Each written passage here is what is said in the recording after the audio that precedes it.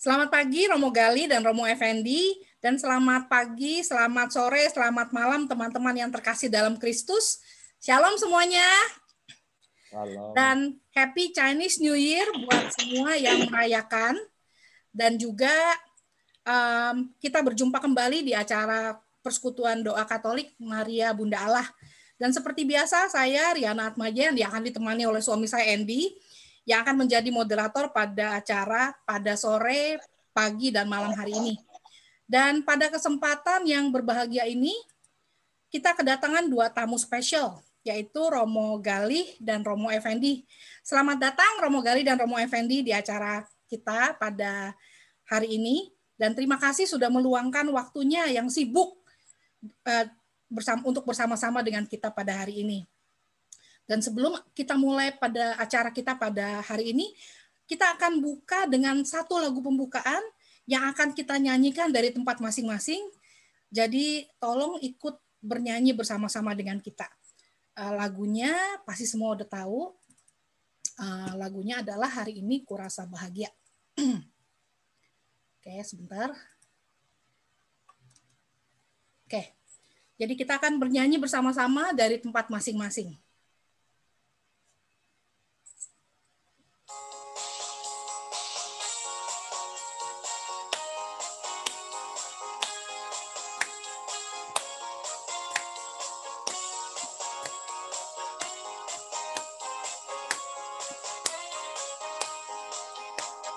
Hari ini ku rasa bahagia berkumpul bersama saudara seiman. Tuhan Yesus telah satukan kita tanpa memandang di antara kita. Bergandengan tangan dalam kasih, dalam satu hati, berjalan dalam terang kasih Tuhan. Tunjuk saudara-saudari kita, kau saudaraku, kau sahabatku, tiada yang dapat memisahkan kita. Oh, kau saudaraku, kau sahabatku, tiada yang dapat memisahkan kita.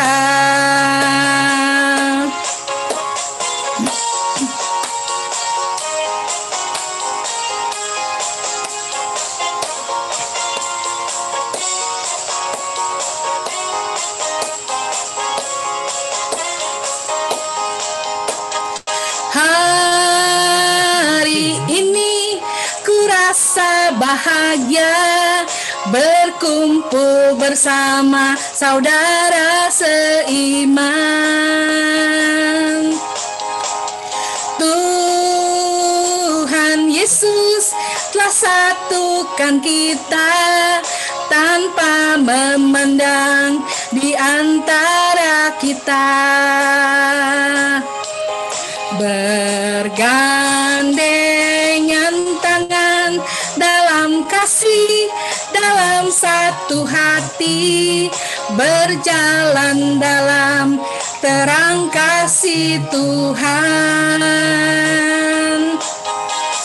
Kau saudaraku, kau sahabatku, tiada yang dapat memisahkan kita. Oh, kau saudaraku, kau sahabatku, tiada yang dapat memisahkan kita.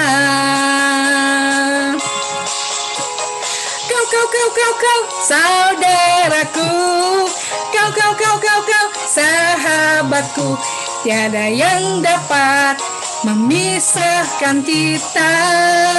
Oh, kau saudaraku, kau sahabatku, buatku, tiada yang dapat memisahkan kita.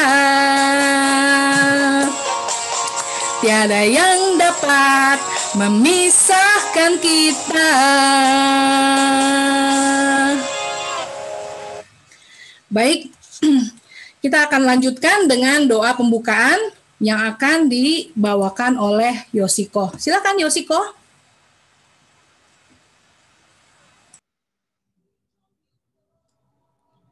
Marilah kita berdoa dalam nama Bapa dan Putra dan Roh Kudus. Amin. Allah Bapa yang Maha Kasih, kami bersyukur kalau Engkau boleh mengumpulkan kami di sini pada hari yang berbahagia ini.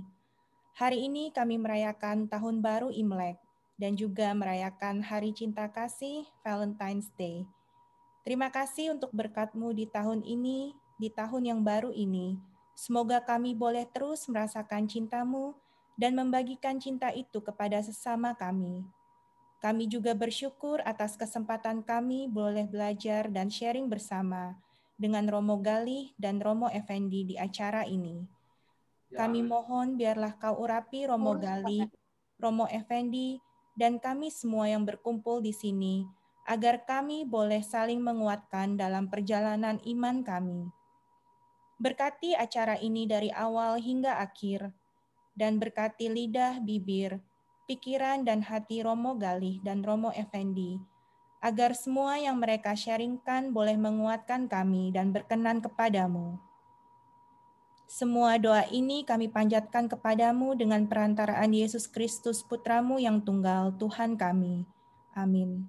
Dalam nama Bapa dan Putra dan Roh Kudus. Amin. Terima kasih Yoshiko dan Romo Galih dan Romo Effendi. Terima kasih sekali lagi. Dan sebelum kita mulai, saya akan memberi sedikit perkenalan tentang siapa Romo Galih dan Romo Effendi. Mungkin teman-teman banyak yang di sini yang udah tahu, tapi pasti banyak teman-teman yang nonton di YouTube belum kenal mereka siapa. Pertama, Romo Galih. Nama lengkap adalah Antonius Galih Arga Wiwin Arianto, PR STD. Lahir di Yogyakarta 30 April 1976.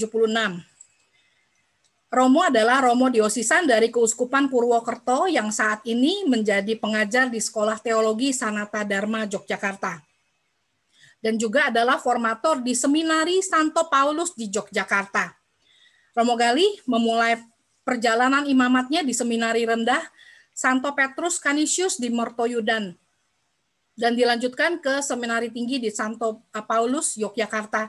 Dan Sekolah Tinggi Teologi Weda Bakti, Yogyakarta.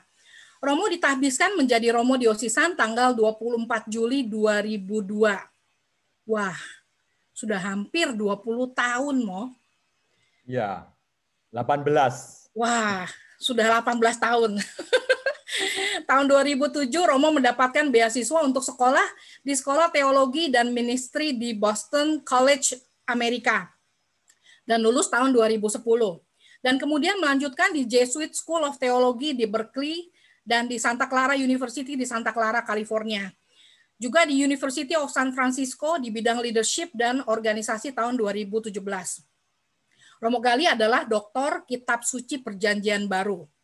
10 tahun Romo belajar di Amerika, dari East Coast ke West Coast. Dan Romo Galih lebih banyak bermainnya daripada belajar. Dan Romo Galih pernah membimbing acara kita loh di pendalaman iman di wilayah kami selama 3 tahun. Sampai tahun 2017 pas Romo kembali ke Indonesia, kita semua menangis. Senang sekali bisa bertemu kembali dan belajar kembali bersama-sama dengan Romo via Zoom ini. Dan sekarang kita mau tahu dengan Romo yang satunya lagi, yaitu Romo Effendi. Nama lengkap adalah Ferdinandus Effendi Kusuma Sunur SJ.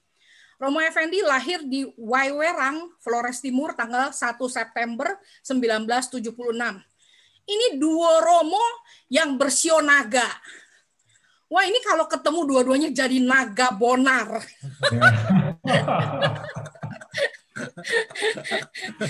Dan lucunya kalau kita membaca tentang cerita panggilan Romo yang dua ini berbeda banget. Kalau Romo Gali dikenal dengan panggilan awal. Kalau Romo Effendi dikenal dengan panggilan terlambat. Ya, karena diputus Ya. pacarnya. Ya.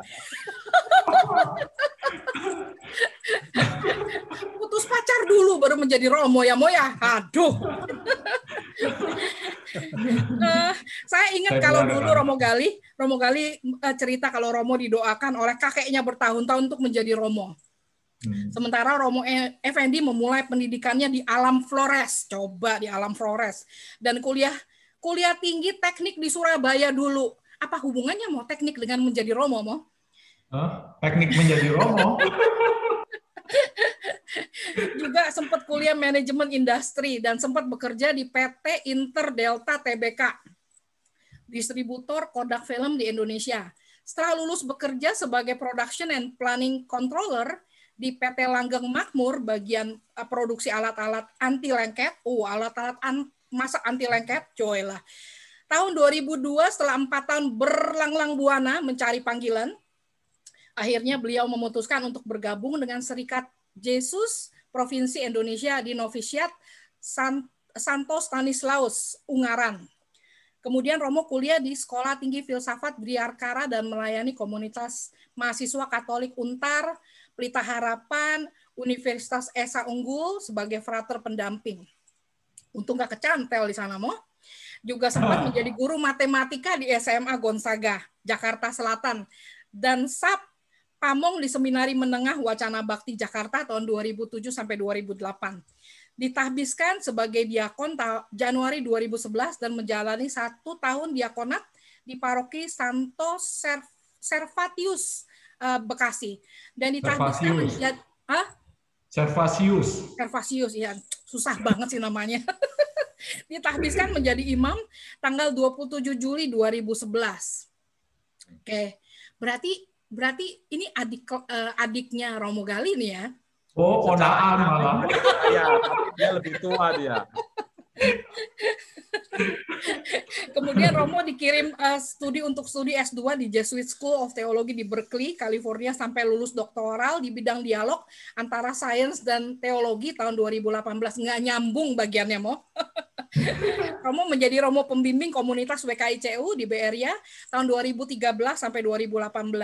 Setelah itu beliau diutus menjadi pastor mahasiswa di daerah istimewa Yogyakarta dengan melayani perguruan tinggi non-Katolik di sana dan juga menjadi Romo Direktur Pembimbing Tenaga Pengembangan Masyarakat yang dikelola oleh Ordo Jesuit Indonesia.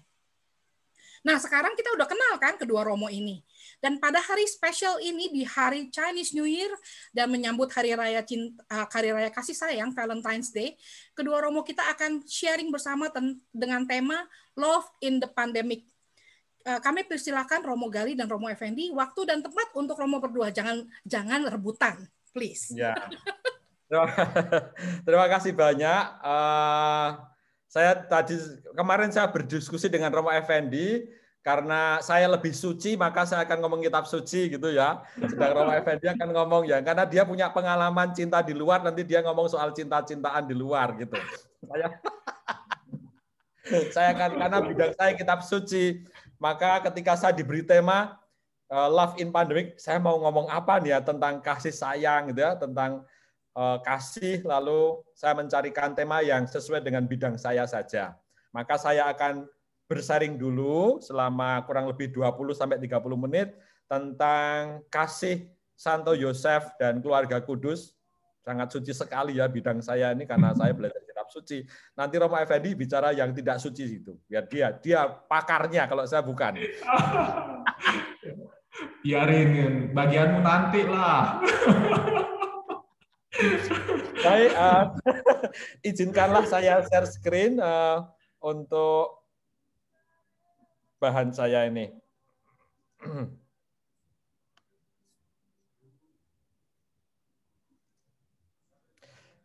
Baik, teman-teman yang terkasih, pertama-tama selamat tahun baru bagi kita semua yang merayakannya, tahun kerbau ini, dan juga menantikan Valentine gitu ya. Lalu saya mencoba mencari tema yang sesuai, dan saya menemukan dari sapaan Bapak Suci Fransiskus bahwa tanggal 20 Desember 2020 sampai nanti 20 Desember 2021 kita menyebutnya sebagai tahun Santo Yosef, ya kan?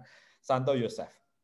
Maka tema yang saya angkat adalah keluarga kudus ini, spiritualitas kasih Santo Yosef, inspirasi hidup beriman di masa pandemi. Bapak Suci mengkhususkan mengambil Santo Yosef ini dengan konteks pandemi yang sekarang ini sedang berlangsung dan sudah hampir 1 tahun kita hadapi bersama.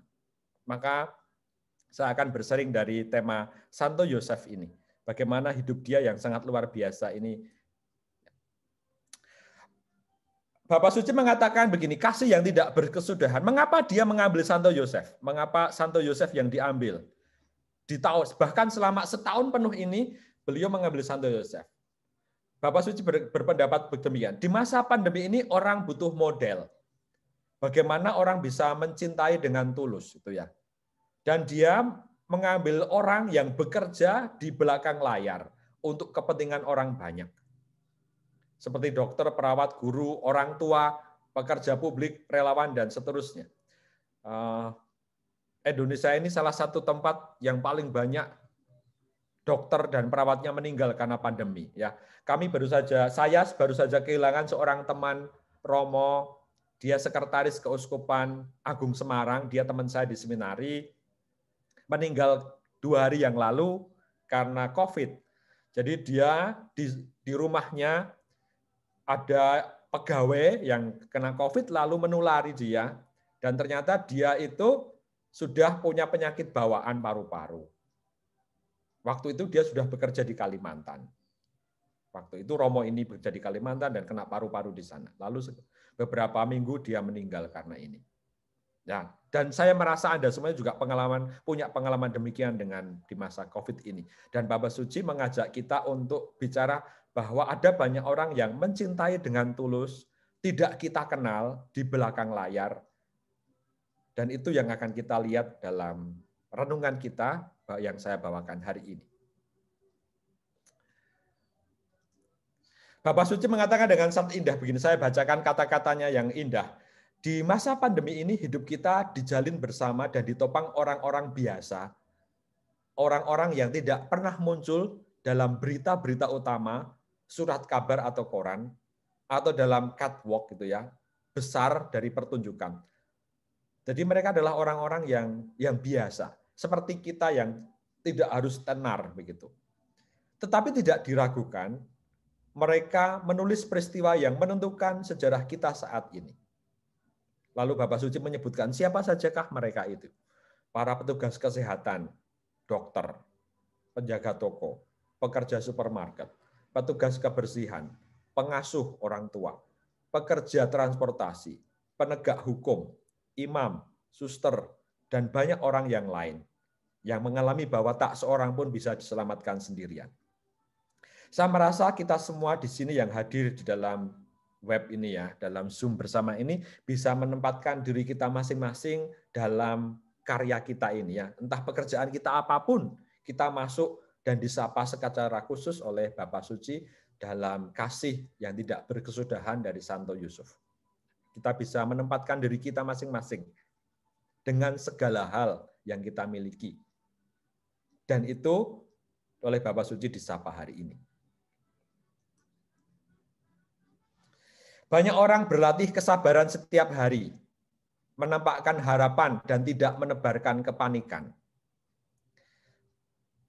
Banyak kakek, nenek, bapak, ibu, orang tua, guru-guru menunjukkan sikap kecil sehari-hari bagaimana menghadapi krisis dan menyesuaikan kebiasaan, mengusahakan dan mendorong hidup doa.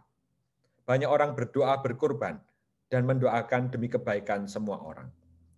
Kalau saya boleh cerita, bulan yang lalu seminari kami ini yang berjumlah 79 orang, di rumah saya ini ada tabisan deacon, gitu ya, ada tabisan deacon, lalu salah satu deaconnya itu ternyata kena COVID. Lalu Miss Dinar yang membantu dia waktu itu terkena COVID juga.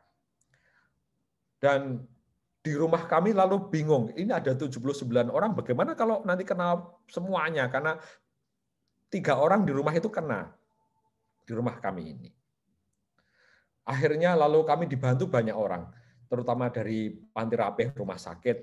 Lalu kami kirim mereka ke sana, dirawat di sana, tidak boleh pulang ke seminari, sedang kami yang di seminari harus di lockdown dan seterusnya. Ya, sangat berhati-hati dan seterusnya. Menghadapi persoalan-persoalan yang berat seperti ini, kami merasa bahwa banyak orang sungguh, banyak umat membantu hidup kami di sini, banyak umat yang sungguh-sungguh mendoakan, tidak hanya mendoakan, bahkan mengirim beras, mengirim makanan, mengirim sayuran ke seminari, dan kami merasa sangat bersyukur karena banyak orang membantu hidup kami di seminari karena peristiwa yang kami alami begini.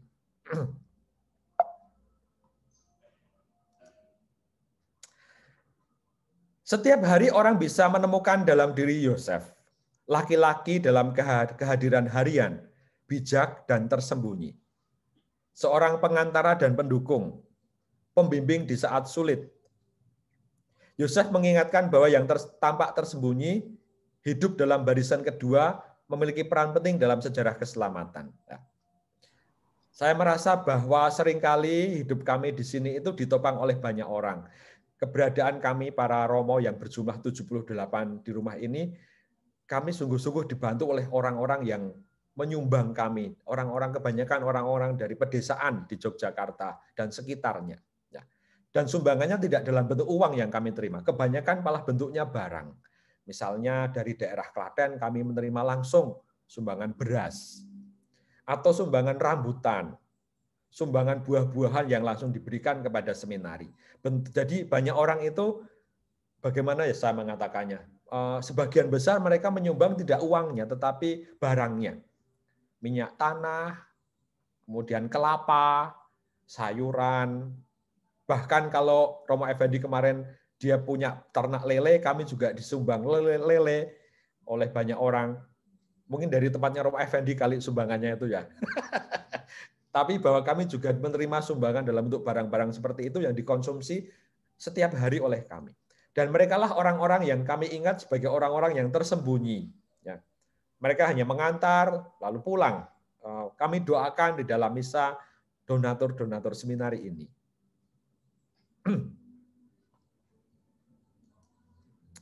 Bapak Suci bercerita bahwa Yosef itu seorang bapak yang penuh kasih.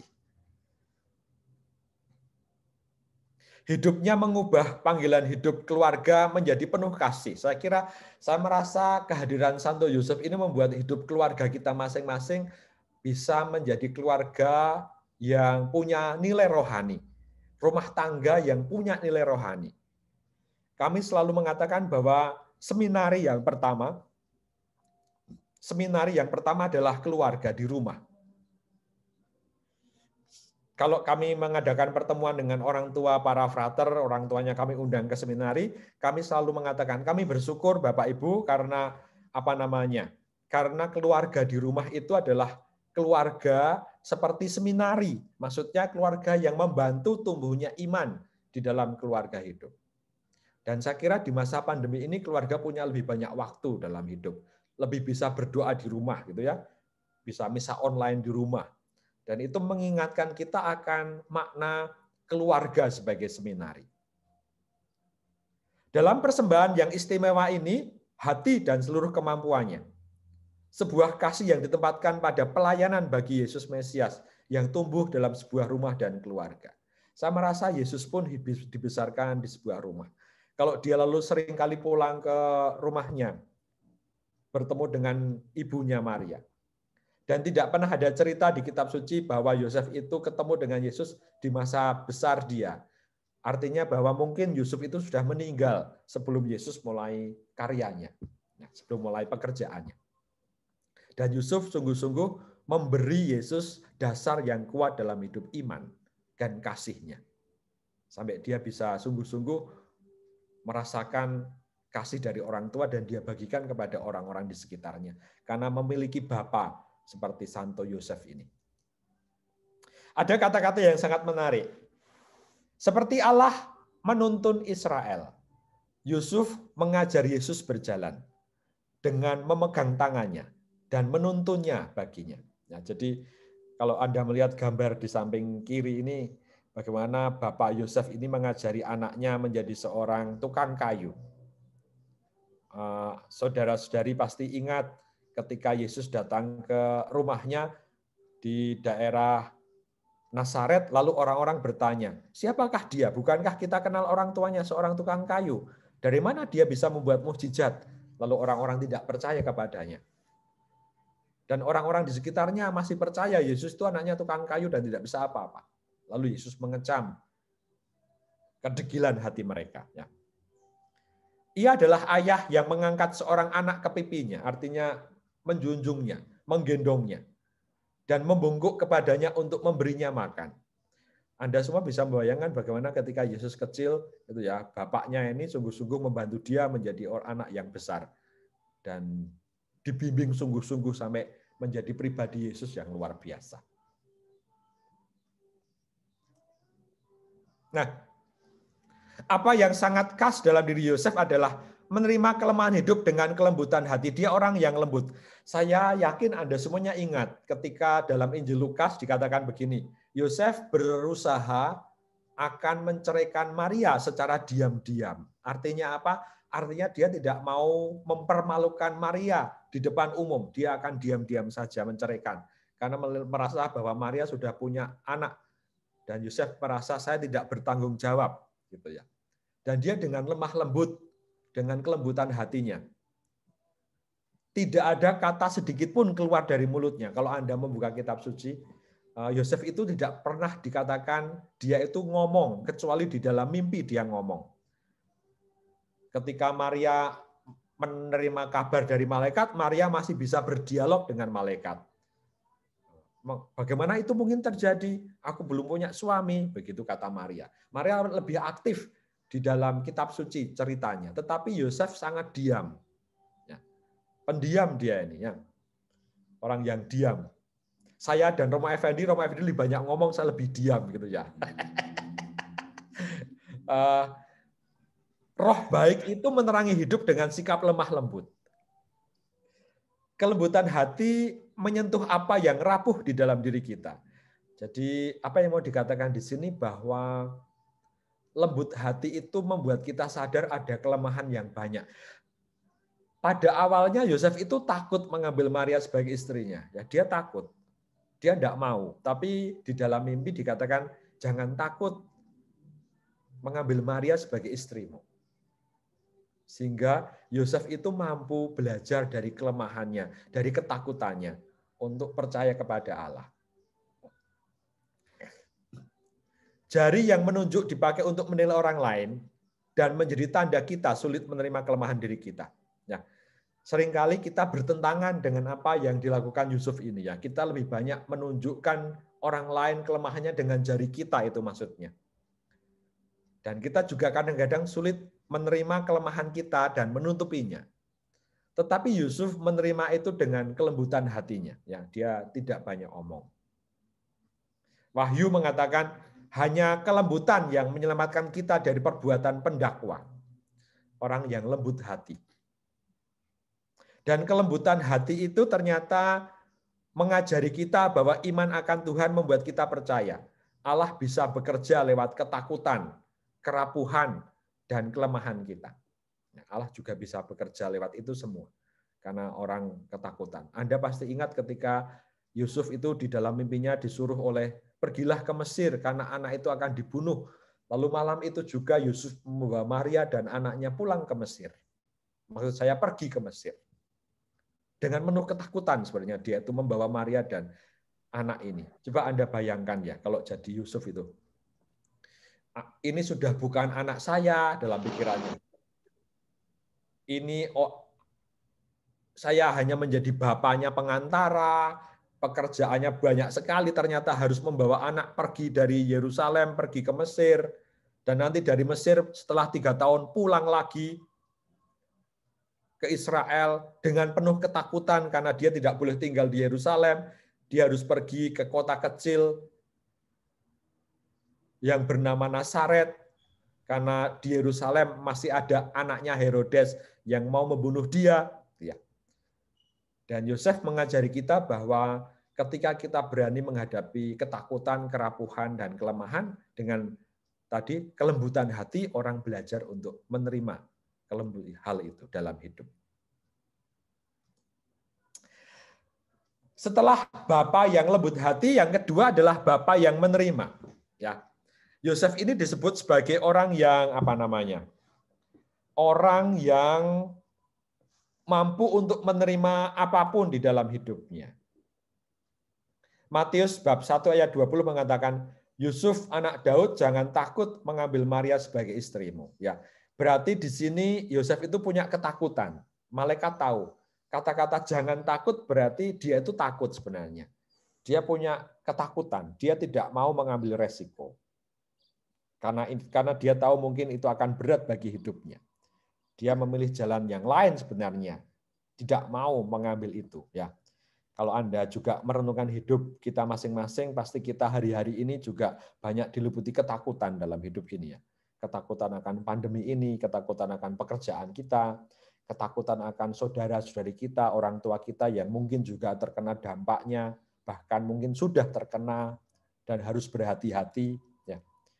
Banyak ketakutan dalam hidup ini. Sekarang ini kita betul-betul diuji.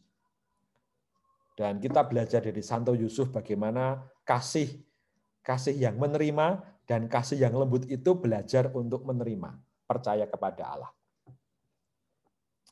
Penerimaan adalah jalan roh Allah bekerja. Saya kira kata-kata yang sangat menarik ini, penerimaan adalah jalan roh Tuhan bekerja. Maksudnya apa? Yosef itu menerima apa yang sebenarnya bukan menjadi tanggung jawabnya. Ya. Dan dia menerima. Bukan menerima dengan pasif, ya sudah saya terima, saya pasrah. Bukan begitu. Tetapi dia menerima dengan segala keaktifannya. Dia menerima dengan segala kemampuannya dan mengusahakannya sungguh-sungguh. Sungguh-sungguh dia mengusahakannya. Saya memberi contoh. 2 hari yang lalu, saya itu menguji anak-anak seminari menengah atau anak-anak dari seminari kecil mau masuk seminari saya. Lalu saya uji, ada seorang anak, ini berasal dari Jakarta. Tidak pernah datang ke Jawa Tengah. Anak ini mau masuk seminari kami yang kebanyakan orang Jawa. Lalu saya tanya kepada dia, kamu ini anak dari Jakarta, rumahnya di kota. Ya. Kok kamu mau masuk kami di seminari di Jawa? Apa kamu nanti bisa ngomong bahasa Jawa? Karena di seminari kami ini tiap hari orang ngomong Jawa.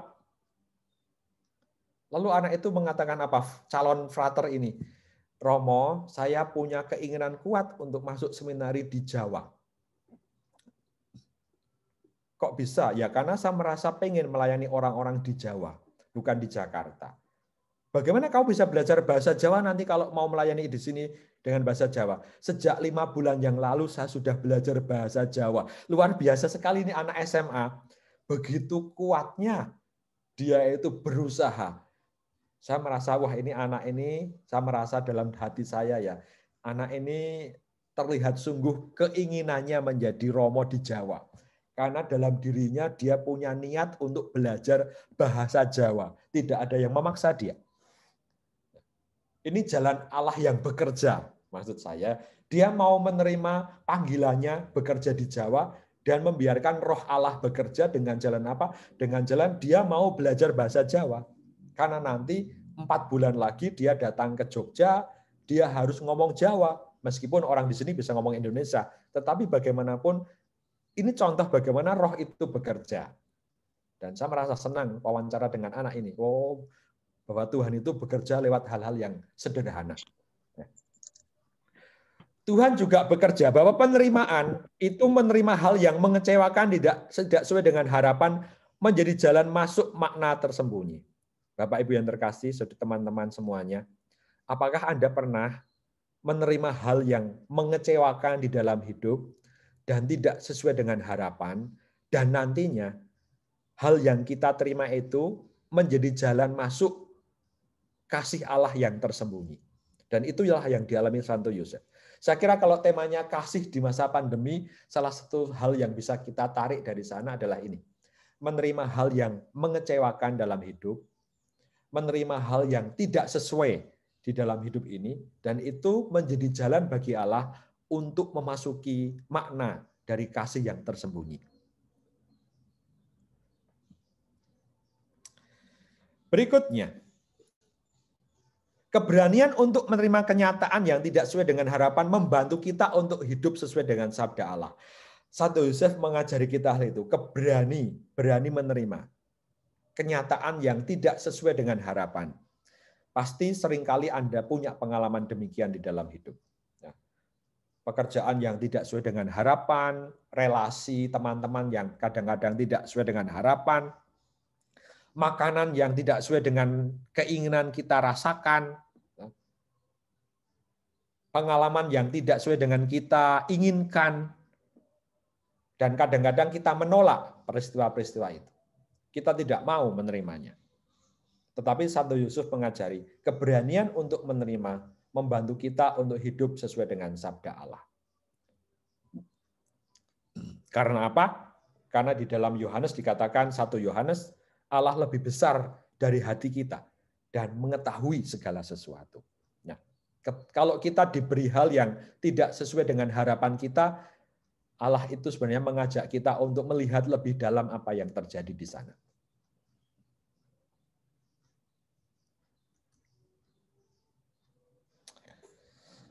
Apa yang bisa kita pelajari, kita ambil maknanya dari Santo Yusuf ini? Iman memberi makna pada peristiwa sedih dan menggembirakan. Pasti ya, Anda punya pengalaman sedih dan menggembirakan. Hari-hari ini pasti Anda punya pengalaman yang sama. Ya, pengalaman sedih. Teman-teman kami, saya sebanyak 70 ini kehilangan seorang rekan imam, teman saya meninggal 3 hari yang lalu. Itu lalu kami mencoba memeriksa ulang pengalaman dia. Lalu ada seorang teman yang bercerita, ketika dia meninggal, lalu seorang romo mengambilkan pakaian di kamarnya, ternyata romo namanya Romo Andre ini, sekretaris Keuskupan Agung Semarang ini, di kamarnya dia hanya memiliki 2 jubah dan 4 celana dan 2 jubah. Lalu Romo Vikaris Jenderal bertanya, ini celananya hanya 4, ini orangnya sederhana sekali. Celananya yang mana yang harus kita pakaikan untuk dia nih, untuk dipakaikan di peti? Lalu salah seorang teman Romo, pakai celana yang itu ya Romo, yang hitam itu Romo, itu celana kesukaan dia, yang sering dia pakai. Lalu kami merasa bahwa teman saya ini, teman kami yang meninggal di usia 46 tahun ini, yang jadi Romo baru kurang lebih 9 atau 10 tahun ini, adalah teladan kami bagaimana menjadi orang yang sungguh-sungguh sederhana dalam hidup. Menerima peristiwa hidupnya dengan luar biasa. Beriman bukan berarti menerima solusi, menerima solusi hidup dengan penghiburan yang serba mudah dan cepat. Saya yakin Santo Yosef itu bukan orang yang tipenya seperti ini, ya, pengennya serba mudah dan cepat. Dia orang yang bersedia menerima pengalaman-pengalaman yang sulit, yang tidak sesuai dengan harapan dia. Yesus mengajarkan iman yang ada dalam diri Yosef. Ia tidak mencari jalan pintas, tetapi menghadapi semua dengan mata terbuka. Menerima kesulitan hidup, serta mau bertanggung jawab atas pilihan secara pribadi. Dan itu yang Yesus alami dalam hidupnya, yang dia terima dari Santo Yosef, dari keluarganya di Nazaret, yang membuat Yesus berani menghadapi salibnya. Saya kira salah satunya karena dia belajar dari keluarganya sendiri, yang berani menanggung, mencari penghiburan tidak dengan cara yang cepat dan mudah, tetapi bersedia dalam proses yang panjang dan kadang-kadang sulit dihadapi. Terakhir dari saya, cinta kasih Yusuf ini bukan sekedar pengorbanan diri, tapi pemberian diri. Kalau pengorbanan diri itu rasanya negatif, ya sudah saya berkorban, saya menjadi yang dikorbankan, saya menjadi objek, gitu ya, itu pengorbanan diri. Tetapi kalau pemberian diri lebih saya yang aktif, saya dengan sadar memberikan diri saya, dan itu yang namanya cinta kasih. Saya sadar memberikan diri kepada orang lain. Anda semuanya sadar memberikan diri waktunya untuk pertemuan ini. Saya sadar saya menjadi volunteer, itu bukan hanya pengorbanan, tetapi pemberian diri untuk orang lain, untuk gereja, untuk community, gitu ya. for doing good for someone else. Tidak ada kata frustasi pada dirinya, tapi sebuah kepercayaan. Ya, tidak ada kata komplain dalam diri Yosef ini, meskipun yang terjadi tidak sesuai dengan keinginannya. Sikap diamnya bukan berarti keluh kesah, tapi sikap yang penuh kesetiaan. Dan ini saya kira kita belajar dari Santo Yosef ini ya. Berapa kali kita komplain ketika hal-hal tidak sesuai dengan keinginan kita dan kita frustasi. Tapi Yosef memilih diam dalam kesetiaan. Dunia kita butuh cinta Santo Yosef. Cinta yang tidak posesif. Cinta yang hanya memanfaatkan orang lain untuk mengisi kekosongan hidup kita. Melakukan amal kasih tapi tidak membuat orang lain tergantung. Dan setiap panggilan yang lahir dari pemberian diri adalah sebuah kematangan dari pengolahan hidup seorang yang percaya pada penyelenggaraan Allah. Dan saya berharap kita semua juga dipanggil pada hal yang sama. Bahwa cinta kita menjadi cinta seperti Santo Yosef yang tidak posesif. Jika pemberian diri hanya berhenti pada logika, artinya pada pikiran saja, hidup imamat, hidup saya sebagai imam, hidupnya Romo Effendi, hidup keperawanan para suster, biarawan, biarawati, dan hidup keluarga Anda semuanya, hanya akan berhenti pada korban yang melelahkan, bukan cinta kasih yang menghidupkan. Para saudara, ini saja yang bisa saya sampaikan dari kisah Santo Yosef, bagaimana dia menginspirasi kita untuk memberikan kasih dalam kesetiaan, dalam penerimaan. Cinta itu menerima. Cinta itu setia. Cinta itu pemberian diri. Ya, cinta itu pemberian diri, cinta itu setia, dan cinta itu menerima. Semoga kita bisa belajar dari Santo Yosef. Terima kasih. Terima kasih. Luar biasa. Sekarang gilirannya Romo Effendi. Tapi saya mau memuji dulu Romo Gali sebelum saya hina dia nanti.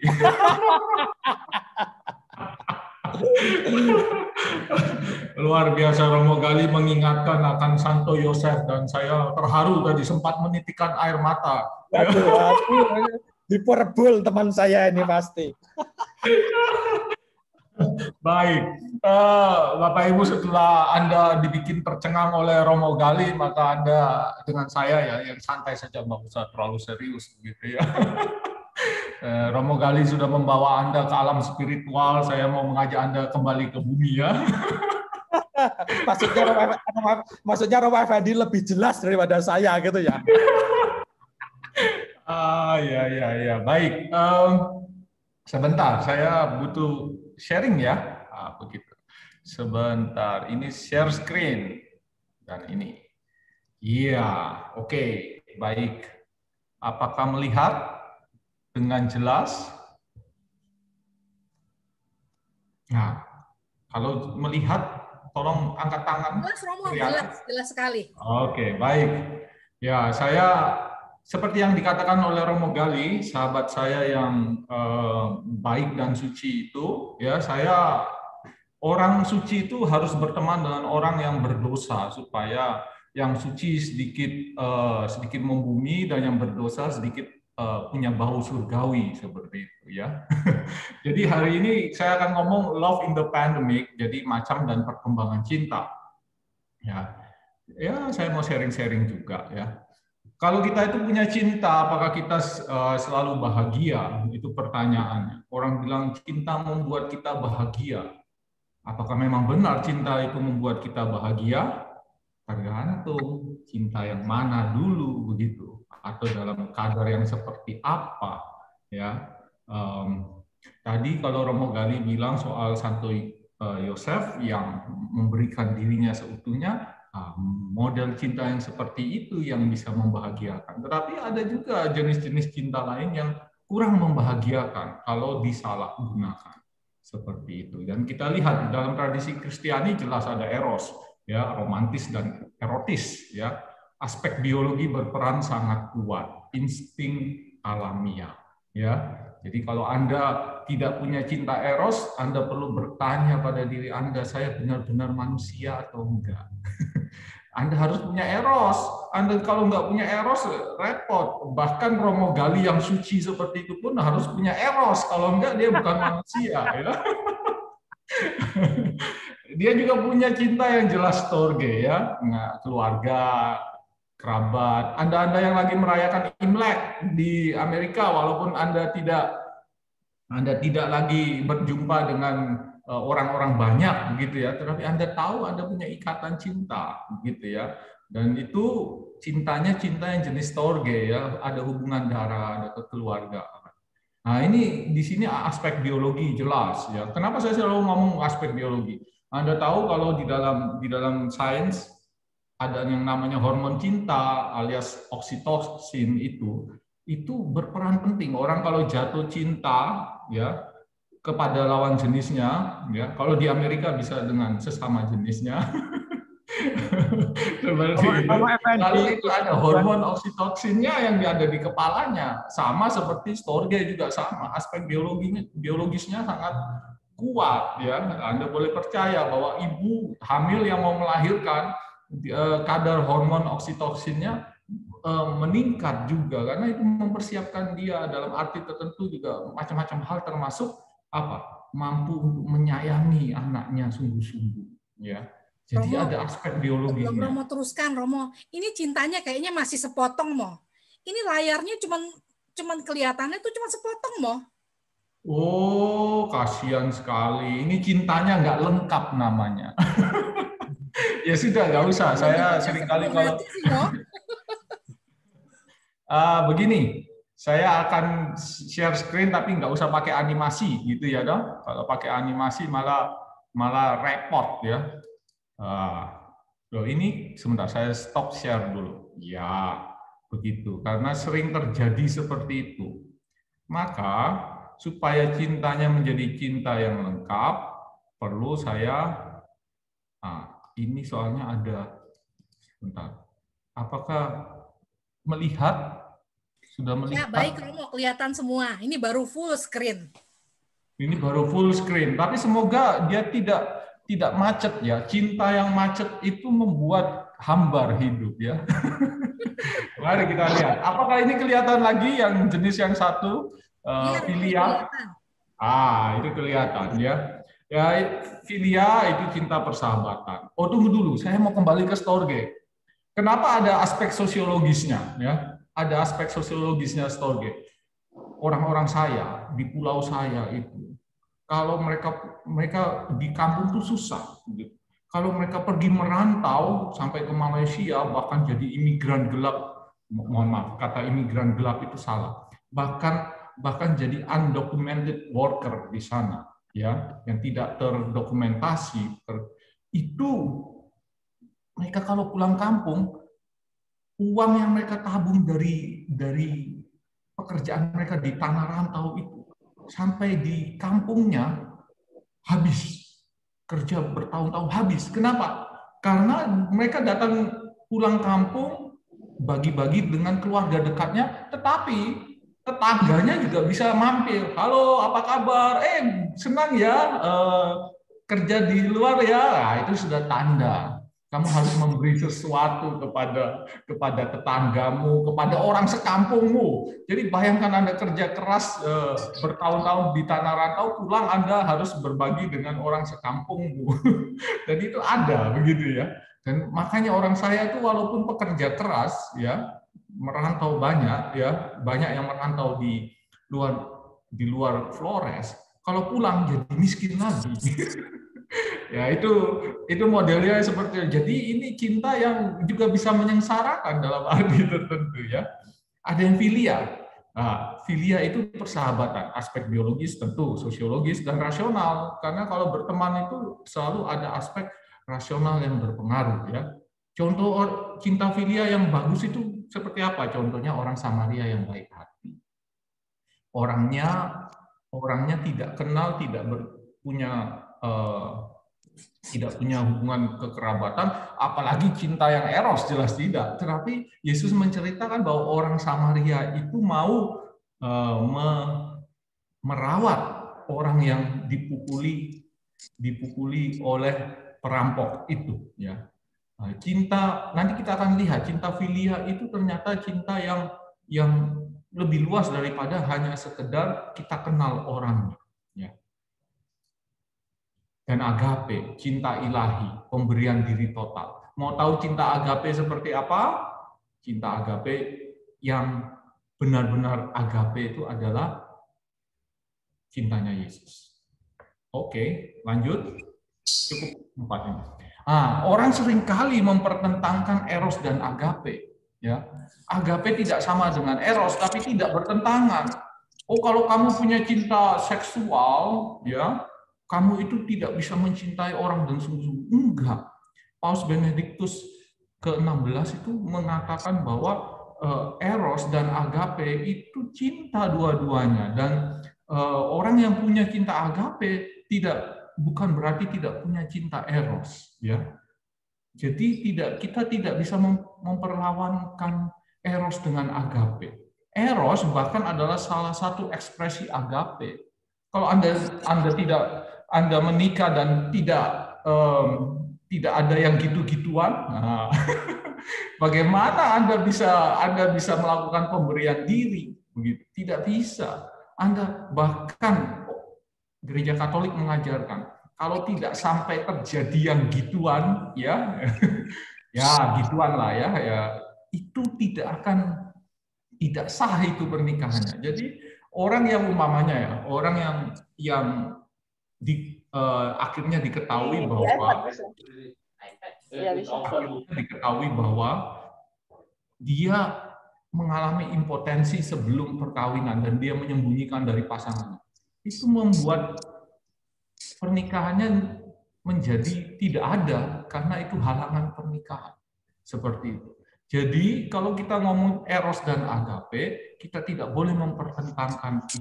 Itu bagian dari kemanusiaan kita dan kita punya kemampuan untuk mencintai secara eros dan juga mampu untuk mencintai secara agape.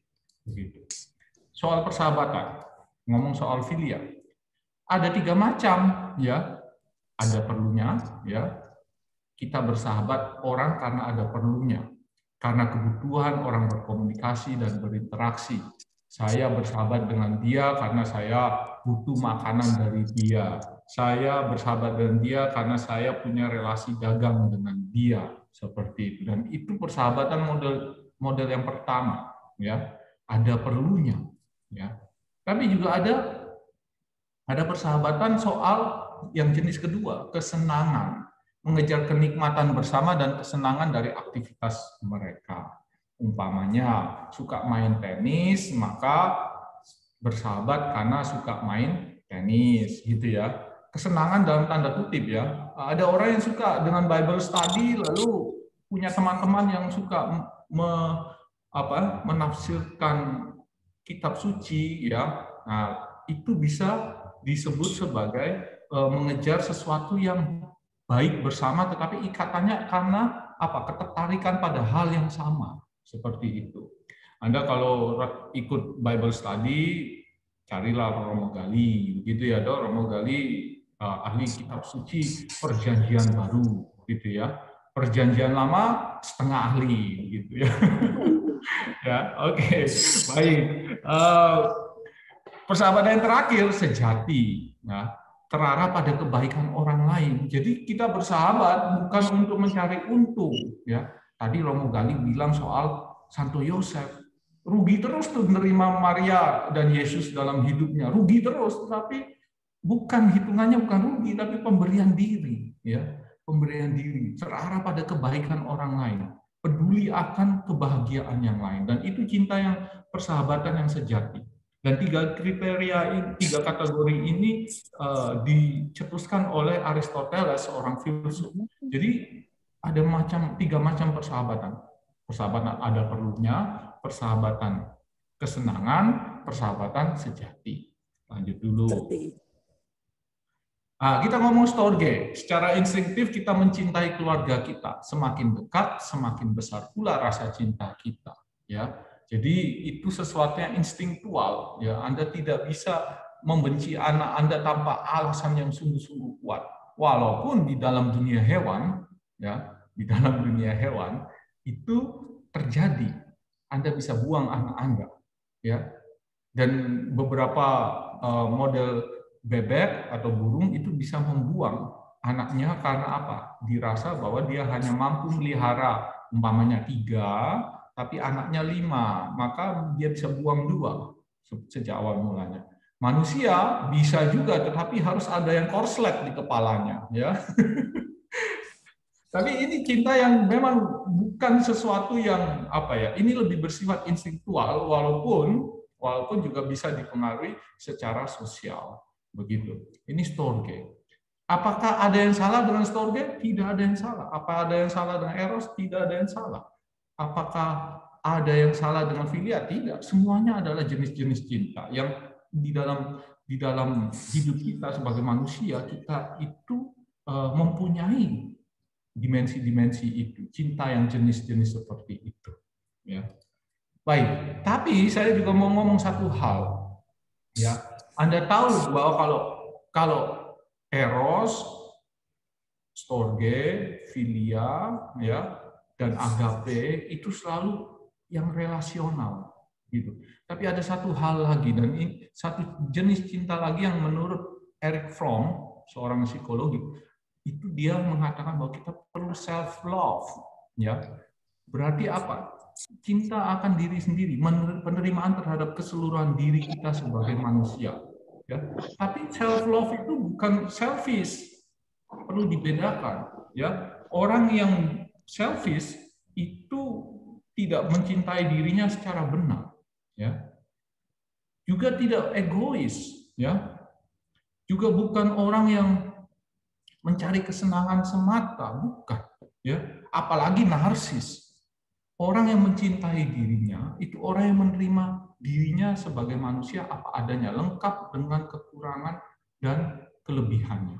Dan ini menjadi dasar sebenarnya orang yang punya self love rendah tidak bisa mencintai secara utuh dan banyak sebenarnya. Jadi kalau Anda menikahi pasangan yang kurang punya self love, itu secara emosional Anda itu harus apa? Harus mendidik orang untuk bisa menjadi lebih dewasa, dan itu melelahkan sebenarnya. Kalau Anda menikahi punya pasangan yang self love-nya rendah sekali seperti itu. Jadi carilah, kalau yang sudah tua-tua ya sudah terlanjur, ya. Tapi kalau yang muda-muda, cari yang pasangannya yang self love-nya bagus, yang tinggi. Ya, kalau Anda cari pasangan yang self love-nya rendah, Anda akan mendidik seorang, ya. Ya semoga Anda bertahan saja. Saya bilang bahwa saya suka godain mahasiswa-mahasiswi saya, apalagi yang cewek-cewek, saya bilang begini, tidak ada itu cewek matre, saya bilang begitu. Yang ada itu cowok gagal. Karena tidak bisa memberi ceweknya, makanya mengatakan cewek matre, ya jelas siapa yang mau mendapatkan pasangan orang susah. Saya punya satu cerita, dan karena saya tidak menyebut nama, ya, ini terjadi di sebuah pengakuan, ya, ruang pengakuan.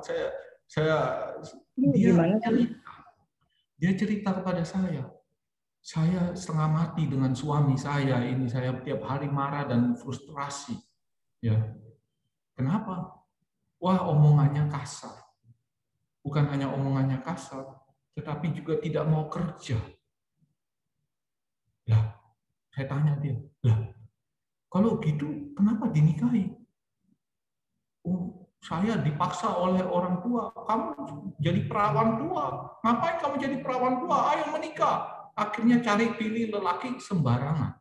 Dan apa, orang yang self love-nya rendah itu laki tidak kerja, dan juga apa, kasar terhadap istrinya. Itu self love-nya rendah karena apa? Dia tahu istrinya lebih punya pendapatan istrinya lebih tinggi daripada apa yang dia dapatkan. Karena dia nganggur jelas-jelas, ya toh. Sudah nganggur, ngerokok, ya.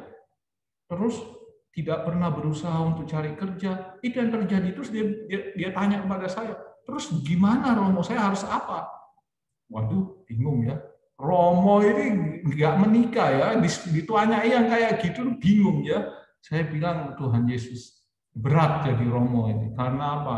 Tidak merasakan enaknya, tapi susahnya selalu kena. Gitu ya. Tapi saya bilang bahwa orang kalau self love-nya rendah, itu bisa jadi menyusahkan pasangannya. Ya, bukan hanya dirinya, tetapi pasangannya, karena dia sendiri tidak bisa menerima dirinya, kekurangannya, dan apa yang terjadi? Yang terjadi adalah bisa saja memproyeksikan kekurangannya kepada pasangan. Anda harus punya self love yang tinggi. Kalau Anda punya pasangan, Anda harus ukur self love-nya dia. Ya. Dan hambatan untuk menggapai self love yang tinggi itu apa? Pertama, rasa malu. Merasa tak cukup berbakat, merasa tak sempurna, merasa tak pantas, merasa tak dicintai.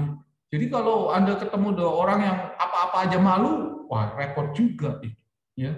Nanti Anda akan jadi babysit-nya dia. Juga Anda juga perlu hati-hati dengan orang yang apa-apa takut. Ya, mau nyoba ini nggak mau, takut gagal, khawatir dicemooh, dianggap remeh, mudah terancam. Ya. Saya dulu waktu awal-awal pandemi, mahasiswa datang dengan list hari pertama 130 orang, hari kedua list 260, hari ketiga jadi 500. Mereka kelaparan katanya. Saya bilang, Tuhan Yesus, ketemu saya saja tidak pernah, sekarang minta saya makan ke dasar ya. Itu di pandemi ya, di masa awal-awal pandemi. Datang bawa list itu, saya bilang, ini kalau tidak butuh datang, ngomel saya dalam hati ya. Tapi saya pikir-pikir baik-baik waktu itu. Duh, kalau Tuhan Yesus dimintai seperti ini, padahal kan saya sementara kurang nih, tapi saya bilang, Tuhan Yesus kalau dimintai seperti ini, Tuhan Yesus akan ngomong apa ya? Wah, saya bilang, saya harus menjawab ini. Saya bilang, ini panggilan. Saya bilang. Lalu apa yang saya lakukan? Saya nggak punya duit. Ya, pastor mahasiswa itu selalu nggak punya duit. Pastor mahasiswa itu tidak pernah menerima duit, tapi selalu memberi duit, memberi makan kepada mahasiswanya. Jadi salah satu pastor yang termiskin adalah pastor mahasiswa sebenarnya. Ya, tapi lihatlah apa yang saya lakukan. Saya bikin video ngemis, ya. Bikin video ngemis saja, terus tak sebar-sebarkan, ya. Ada yang reaksinya positif seperti orang-orang di WKICU yang saya kasihi, gitu ya, luar biasa, ya. Langsung mengirimkan begitu banyak berkat, begitu ya. Juga orang-orang LA juga mereka tergerak hatinya dan memberikan saya cukup banyak ya. Saya sampai bisa buka dapur umum ya. Bukan itu saja, ternyata video saya diterima oleh seorang ibu aktivis paroki. Dia bilang, Romo, seminggu sekali saya ngirim 50 bungkus ya. Bayangkan seminggu sekali 50 bungkus. Saya bilang, saya nggak bisa memberi makan 500 orang ini, paling tidak mereka tidak mati kelaparan sekitar 50 orang lah, saya bilang gitu. Ya, datang dari komunitas Buddhis, datang dari komunitas Konghucu, mereka datang semua kepada saya karena mereka melihat kasihan sekali romonya ini sampai bikin video ngemis-ngemis. Dan itu yang terjadi. Tapi ya ada juga umat yang bereaksi. Romo lulusan Amerika kok malah mengajari mahasiswa-mahasiswinya ngemis-ngemis. Memalukan. Harusnya kan ngajari mahasiswanya jualan. Jualan apa? Jualan kolor. Uang kagak ada, pegawai kagak ada, suruh ngajari mahasiswa jualan yang benar aja. Tapi lihat, saya maju terus. Saya tidak peduli. Saya bilang suara nyinyir itu, suara sinis itu selalu ada di mana-mana. Tidak usah khawatir. Di dalam hidup itu saya belajar suara orang yang sinis, suara orang yang negatif itu ada. Anda bayangkan tayangan, kalau Anda lihat di YouTube ya, tayangan sebagus apapun pasti ada yang jempol ke bawah. Dan itu sifat manusia. Dan kalau Anda bergantung pada 1-2 jempol yang ke bawah, Anda lupa jempol naik yang ke atas lebih banyak. Ya.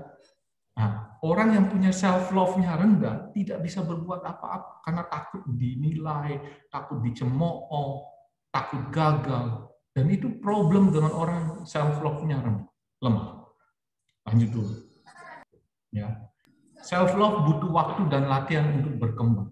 Ya, Anda butuh punya kesadaran diri, tahu kelemahan dan kekuatan diri kita sekaligus merasa berharga. Ya, jadi Anda harus punya self esteem. Cuma self love bukan self esteem, karena self esteem itu juga terkait dengan input dari luar. Ya, bagaimana orang memandang Anda juga. Ya, itu self esteem. Tapi kalau self love, Anda sungguh-sungguh menerima bahwa saya yang memang segini adanya, bisa berkembang, tapi punya kekurangan. Seperti itu. Dan juga Anda butuh untuk berlatih untuk belas kasih, tindakan untuk memberi kasih dan berbela rasa. Dan bukan rasa kasihan terhadap diri Anda. Saya, waktu pandemi, saya frustrasi besar, saya sudah cerita banyak kali ini. Saya frustrasi besar karena saya membatalkan begitu banyak perjalanan dan pelayanan saya. Ya, apa yang terjadi? Jemur, ya jam 10 pagi jemur, sambil merhatikan burung-burung terbang, ya dong. Nah, terus habis itu makan, gitu ya dong. Habis itu tidur, nah, makanya langsung gemuk ya. Ada seorang ibu tiap hari ngantar catering ke saya. Dia lupa bahwa romonya itu tinggal sendiri. Kalau romo gali tinggal bersama-sama dengan para romo dan para frater. Kalau saya tinggal dengan 2 mahasiswa Sanata Dharma, ya. Jadi ibu itu bilang, Romo, jangan makan di luar, berbahaya. Romo harus makan catering saya. Oh ya, siap.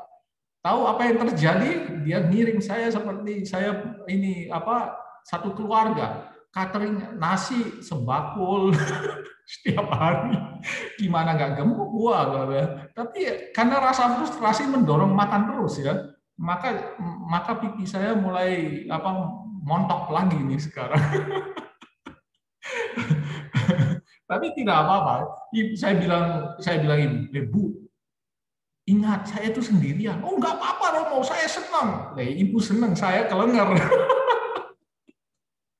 Saya bilang ini catering Rai Society. Saya bilang catering tidak bisa sedikit. Mangan nganti kesel, makan sampai capek. Saya naik 6 kilo selama pandemi salah satunya gara-gara ibu yang mengasihi saya itu. Luar biasa ya. Kasih itu menggemukkan rupanya. Tapi baik, Anda lihat ibu itu dia bilang, pokoknya nggak apa Romo, saya kirim terus. Saya itu sampai mau jajan keluar ngajak Romo Gali itu susah. Karena apa? Saya ingat makanan di rumah saya itu tiap hari itu datang cateringnya itu banyak sekali. Saya bilang, wah kapan ini saya mau ngajak makan Romo Gali, mau makan terakhir kali makan Chinese ya di masakan Chinese di Jogja. Mau ngajak Romo Gali mau makan ini lagi, makan soto seger. Ya, soto seger ya, nanti kapan-kapan ya tak ajak ya, begitu. Baik, lihat ada tindakan belas kasih. Saya tidak kenal dengan hampir semua nama yang ada dalam 500 yang dalam list yang ada 500 nama itu. Tapi saya bilang, kalau Tuhan Yesus diminta sekarang, apa yang dia lakukan? Saya bilang, Tuhan pasti mau memberi mereka makan. Yesus memberi makan 5.000 orang, saya hanya 500. Maka saya latihan belas kasih. Itu cara berpikir. Jadi melatih. Ya. Tapi juga lihat bahwa ketika saya memberi mereka, ya, saya juga melatih apa? Ternyata, ya, di balik kekurangan saya juga bisa memberi. Dan itu membuat saya apa? Merasa bahwa, oh iya, diri saya ini berharga walaupun saya kurang. Dan itu perlu dilatih, dan melatihnya dengan belas kasih, dengan cara Yesus memandang penderitaan dan kebutuhan orang lain. Terus yang terakhir iman, ya, percaya dan berharap, ya, bahwa ada sesuatu yang melampaui kita, yaitu Tuhan, dan Dia mencintai. Dan itu yang memimpin saya, menuntun saya untuk memberi sebenarnya di dalam masa pandemi. Ya. Saya merasa bahwa ini panggilan. Dan Tuhan melatih. Saya masuk ke Jogja itu dulu pertama kali itu, ya itu saya cerita ke Romo Gali. Saya itu sampai mau beli meja kerja saya itu sampai ke Carrefour 4 kali, ya, nyari yang mana yang baik tapi murah. Akhirnya beli meja 500.000, terus orangnya nanya, Pak mau pasang sendiri atau mau ini dipasangkan? Nah, kalau dipasangkan berapa? 50.000. Wah, 50.000 mahal. Akhirnya pasang sendiri. Tahu apa yang terjadi? Saya masang setengah hari nggak jadi. Gara-gara 50.000. Wah, payah banget saya bilang. Tapi lihat, saya bilang, saya punya harapan, saya percaya bahwa ketika saya masuk ke Jogja, saya bilang, kalau Tuhan mau saya ada di pusat pastoral mahasiswa Yogyakarta, pasti Tuhan menyediakan sesuatu bagi saya. Dan itu iman. Dan saya jalani. Dan sekarang kalau ke Carrefour, saya lihat, wah, ini nggak cocok nih, harus naik lagi ke Informa. Informa itu satu tempat jualan perabotan. Nah, ke sana beli dengan mudah. Tapi kalau saya lihat membandingkan awal dan akhir-akhir ini, saya tahu bahwa apa? Bahwa ternyata kalau saya percaya pada Tuhan, Dia punya rencana bagus sekali dengan saya. Dan itu menumbuhkan apa? Saya nggak apa-apa. Saya boleh merasa kurang, saya boleh merasa tidak punya banyak hal yang bisa diberikan, tetapi saya percaya bahwa kalau Tuhan berkenan terhadap hidup saya dan pelayanan saya, Dia pasti akan menyediakan segala sesuatu. Dan itu iman. Dan self-love itu tumbuh dari kesadaran diri, belas kasih, dan iman. Dan harus dipraktekkan dari hari ke hari. Lanjut dulu. Ya. Ini dari Erich Fromm, ya. Self-love mengindikasikan iman dan keberanian untuk mengambil resiko serta mengatasi segala tantangan dan kesedihan hidup. Saya ketika Romo Vicap DIY itu mencanangkan ketahanan pangan, saya bilang saya ikut saja. Saya bilang saya mau ikut dengan gerak gereja, saya bilang begitu.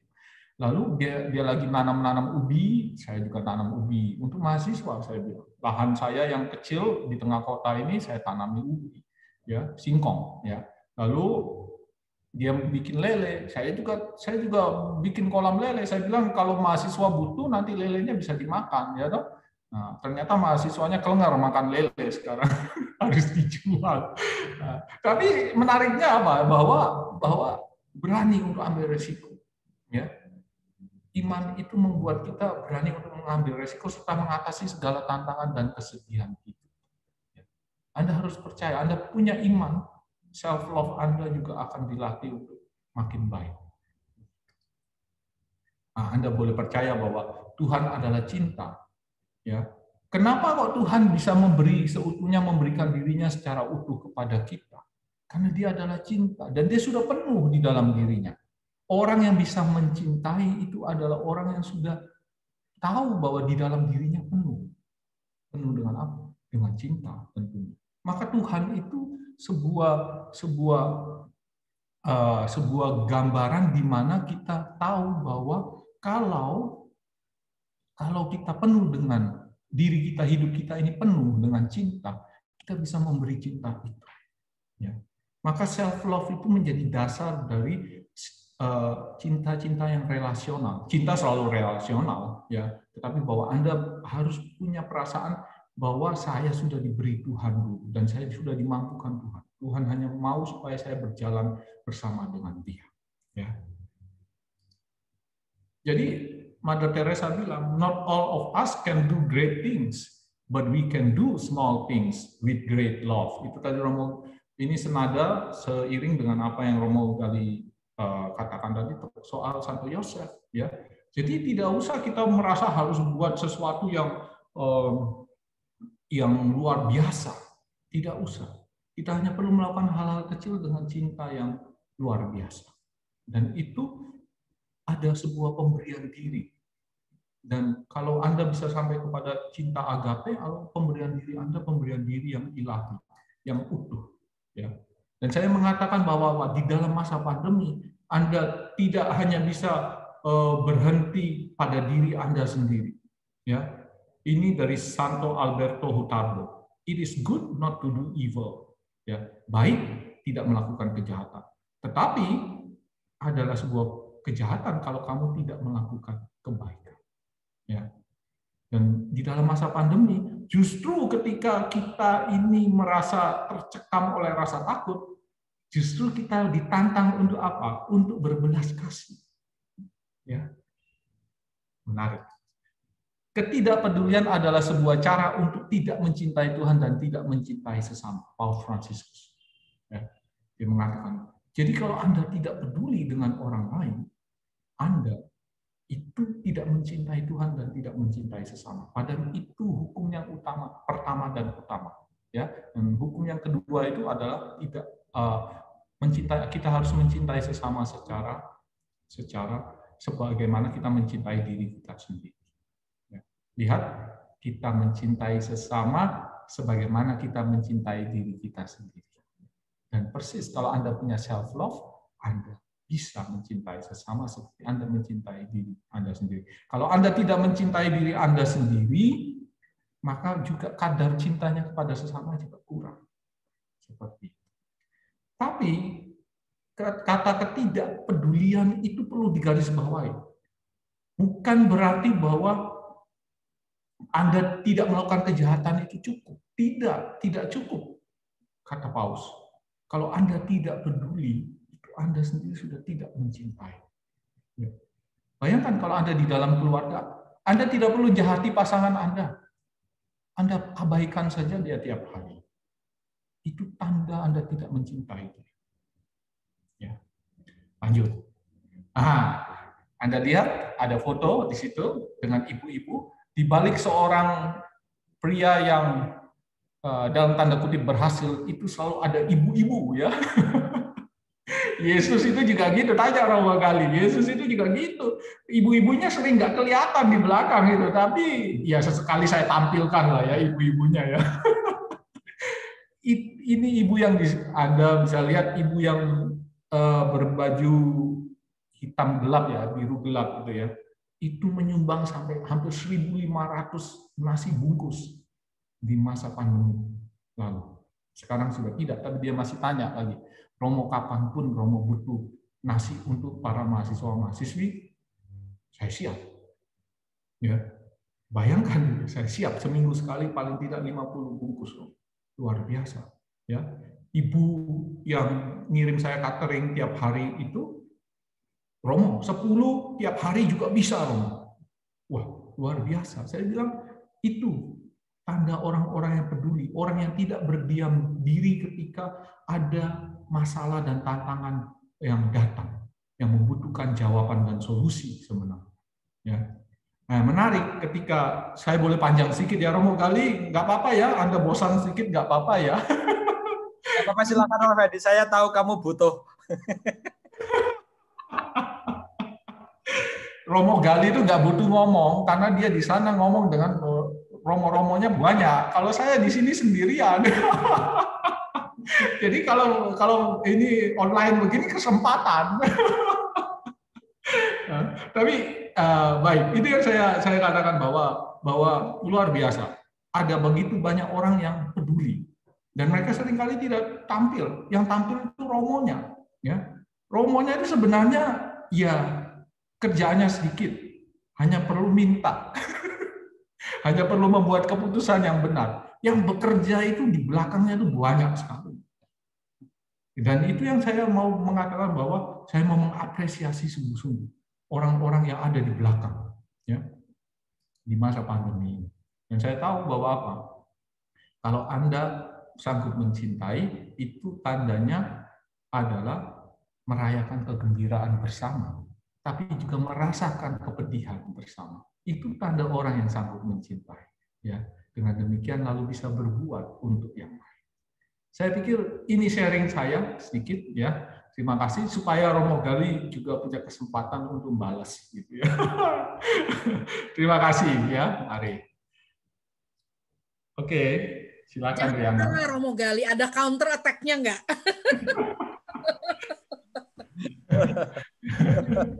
Nah, saya senang sekarang Romo Fedi itu setelah di Jogja tahu masalah orang gitu, dia semakin punya perhatian gitu ya sekarang. Lu perhatiannya ke diri sendiri aja ya, Mo ya.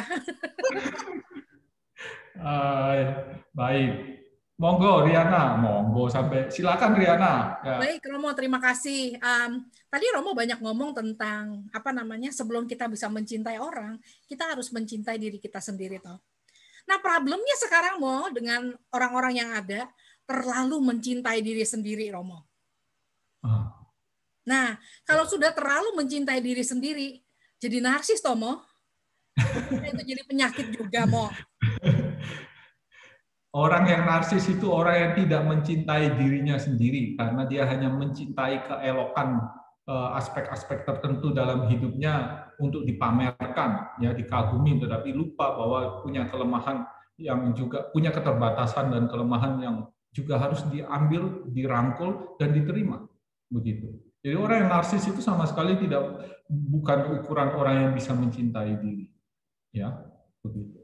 Karena dia hanya mengambil apa yang baik, yang kelihatan baik bagi dia. Orang narsis itu orang yang kekurangan toh, Mo? Sebenarnya seperti itu. Diri. Betul, Riana, betul. Ya. Baik. Oke, terima kasih Romo. Dan bagi teman-teman yang mau ada pertanyaan buat dua Romo kita ini, entah itu dari sisi kitab suci, entah itu dari sisi yang non kitab suci, silakan kalau yang mau tanya, kita membuka untuk 3 pertanyaan maksimum. Siapa yang mau nanya, tolong langsung unmute, langsung bertanya. Atau kalau malu, tolong ditulis di kolom chat, nanti saya akan bacakan. Siapa yang mau nanya? Siapa yang ada komentar? Atau Romo Gali mau menambahkan? Ya, saya di sini menemani anak-anak frater yang masih berusia antara berapa? 20 sampai 27 tahun ya. Tapi terutama sama menemani yang masih kecil-kecil, yang tingkat 1, tingkat 2, itu masih berumur 21, 22. Saya setuju dengan yang dikatakan Romo Effendi dalam hal ini. Ketika orang itu sulit untuk mengasihi diri sendiri, dia juga sulit mengasihi orang lain. Nah, saya membantu frater-frater ini ya. Dan juga mungkin ini juga atraksi dari kita. Ketika orang itu sangat sulit mencintai diri sendiri karena dia mungkin punya kelemahan, ya, punya hal yang pengalaman-pengalaman buruk yang dia tidak suka, bahkan ingin dilupakan. Lalu kemampuan dia untuk mencintai orang lain juga susah. Ya. Maunya seperti kata Ria, maunya diperhatikan terus. Ya. Tapi untuk keluar dari diri sendirinya itu susah. Nah, maka itu juga dari pengalaman saya menemani mereka. Itu sih yang tadi saya sempat ingat dari seringnya Romo Effendi yang sekarang sangat mendalam. Saya suka Romo Effendi itu sering mendalam sekarang. Senang, biar kasih saja kesempatan dia. Iya dong. Masa berenangnya cuma dicetek-cetek doang, nggak mau ke tempat dalam ya nggak? Cuma saya hanya merasa Romo Gali ini orang yang saya kagumi, hanya saja saya sering merasa kasihan dengan dia. Kalau kami berdua itu kan tempat pasangan-pasangan yang menikah curhat begitu ya, Dok. Nah, saya bilang loh, kalau saya saja yang dari luar begitu ya, tidak dari seminari ya, merasa berbeban berat diceritain pasangan-pasangan begitu ya, apalagi kalau Romo Gali. Romo Gali itu sejak masa pubernya hanya melihat lelaki, bagaimana bisa tahu isi hati perempuan ini? Saya bilang betapa sulitnya ya, Dok. Jangan ya sudahlah, cukuplah, jangan terlalu banyak lah ya godain. Ya, sekarang dia bisa sombong, seringkali yang datang ibu-ibu terus.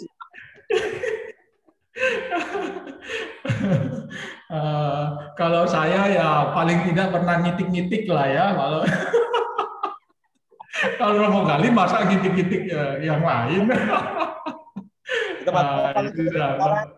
Di tempat saya sekarang banyak ceweknya juga sih, anjing-anjing sebenarnya cewek semua. Ya sudah, kasihan ya. Masa dari kecil seminari gitu ya, Dok, lalu kumpulnya cowok, sudah jadi Romo, makin tua juga kumpul, masih di seminari terus, nggak ada perubahan. Tidak, silakan ada pertanyaan ini tidak bermutu ini.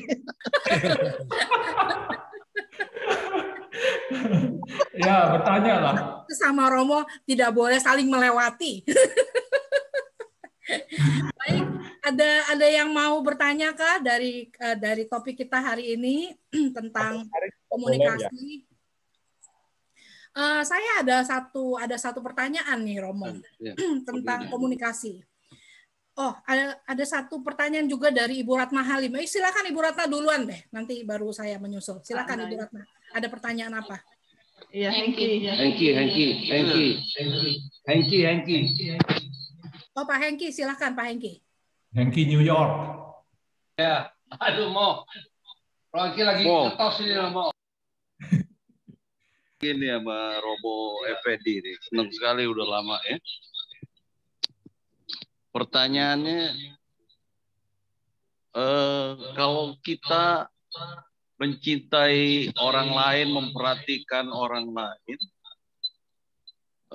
sedangkan kitanya itu tidak bahagia gitu.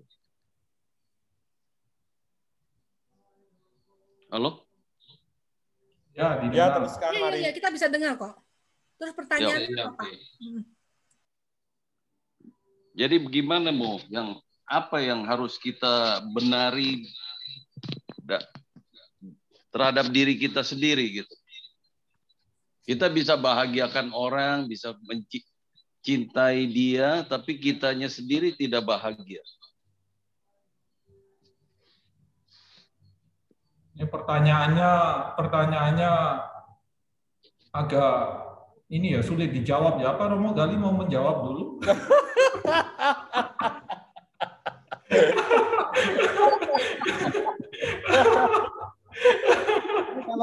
Kalau yang enak-enak dikasih Romo Effendi, kalau susah-susah dikasih saya.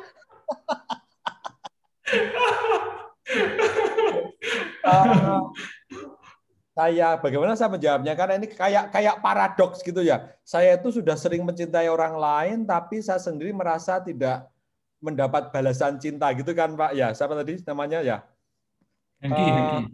Hengki. Saya juga sering merasa gitu loh.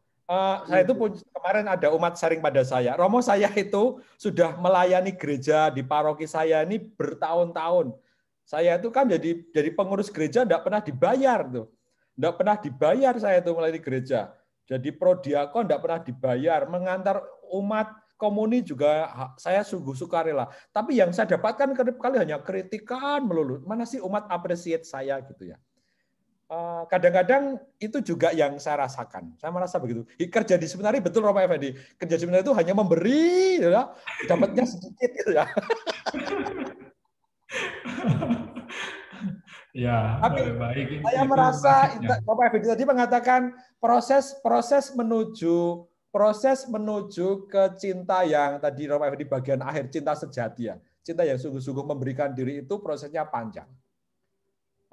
Yang pertama saya belajar sungguh bahwa dalam diri kita masih ada unsur-unsur yang memang itu harus kita terima. Perasaan diapresiasi, perasaan saya juga butuh dicintai, banyak hal. Tapi saya kira tidak harus mendapatkan cinta dalam bentuk yang sama lah. Pasti ya. Ketika saya memberi orang sesuatu hal, bentuknya tidak harus saya dapatkan dalam hal yang sama. Bentuknya seringkali berbeda yang saya terima dalam bentuk hal yang berbeda. Dan seringkali tidak saya sadari. Itu yang pertama. Yang kedua, kalau sungguh-sungguh kita tidak mendapatkan cinta dari orang yang kita harapkan, ya kita apresiasi diri sendiri deh. Jajan dengan Romo Effendi gitu deh minimal. Ya, baik. Yang ketiga, saya kira itu salah satu bentuk tadi pemberian diri yang bisa disadari Tuhan, saya memberikan diri saya gitu ya. Meskipun seringkali itu susah, tetapi ini bagian dari proses kita mengikuti Kristus. Itu bahasa yang paling tinggi saya kira. Dan itu menyulitkan. Nah, itu sih pengalaman saya yang saya alami juga begitu. Terima kasih. Hengki, saya mau menjawab begini, sharing saja ya.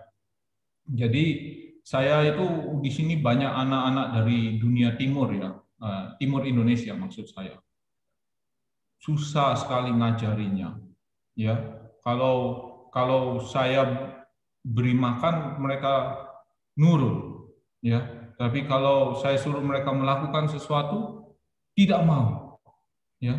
Jadi yang melelahkan itu adalah apa? Mereka hanya mau menerima, tapi tidak mau memberi.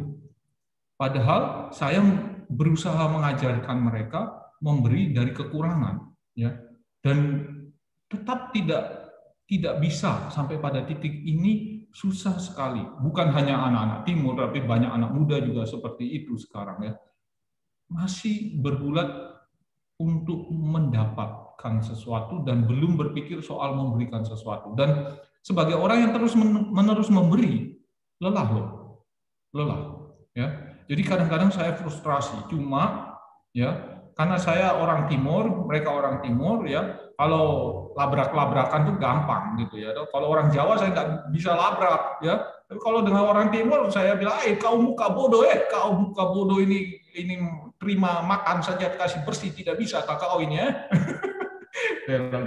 Ya, aksen timur saya keluar. Kau ini dasar, kau pulangnya nanti tidak bikin apa-apa kau di kampung ini. Sudah marah-marah terus, ya. Tapi memang melelahkan, dan itu sebagai bagian dari kemanusiaan kita. Saya mau mengakui itu, ya.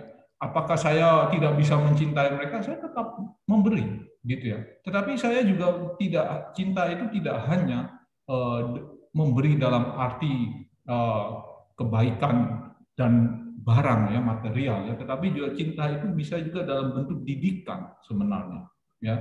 Jadi kita bisa mendidik orang untuk bisa belajar memberi, ya, dalam arti tertentu belajar mencintai.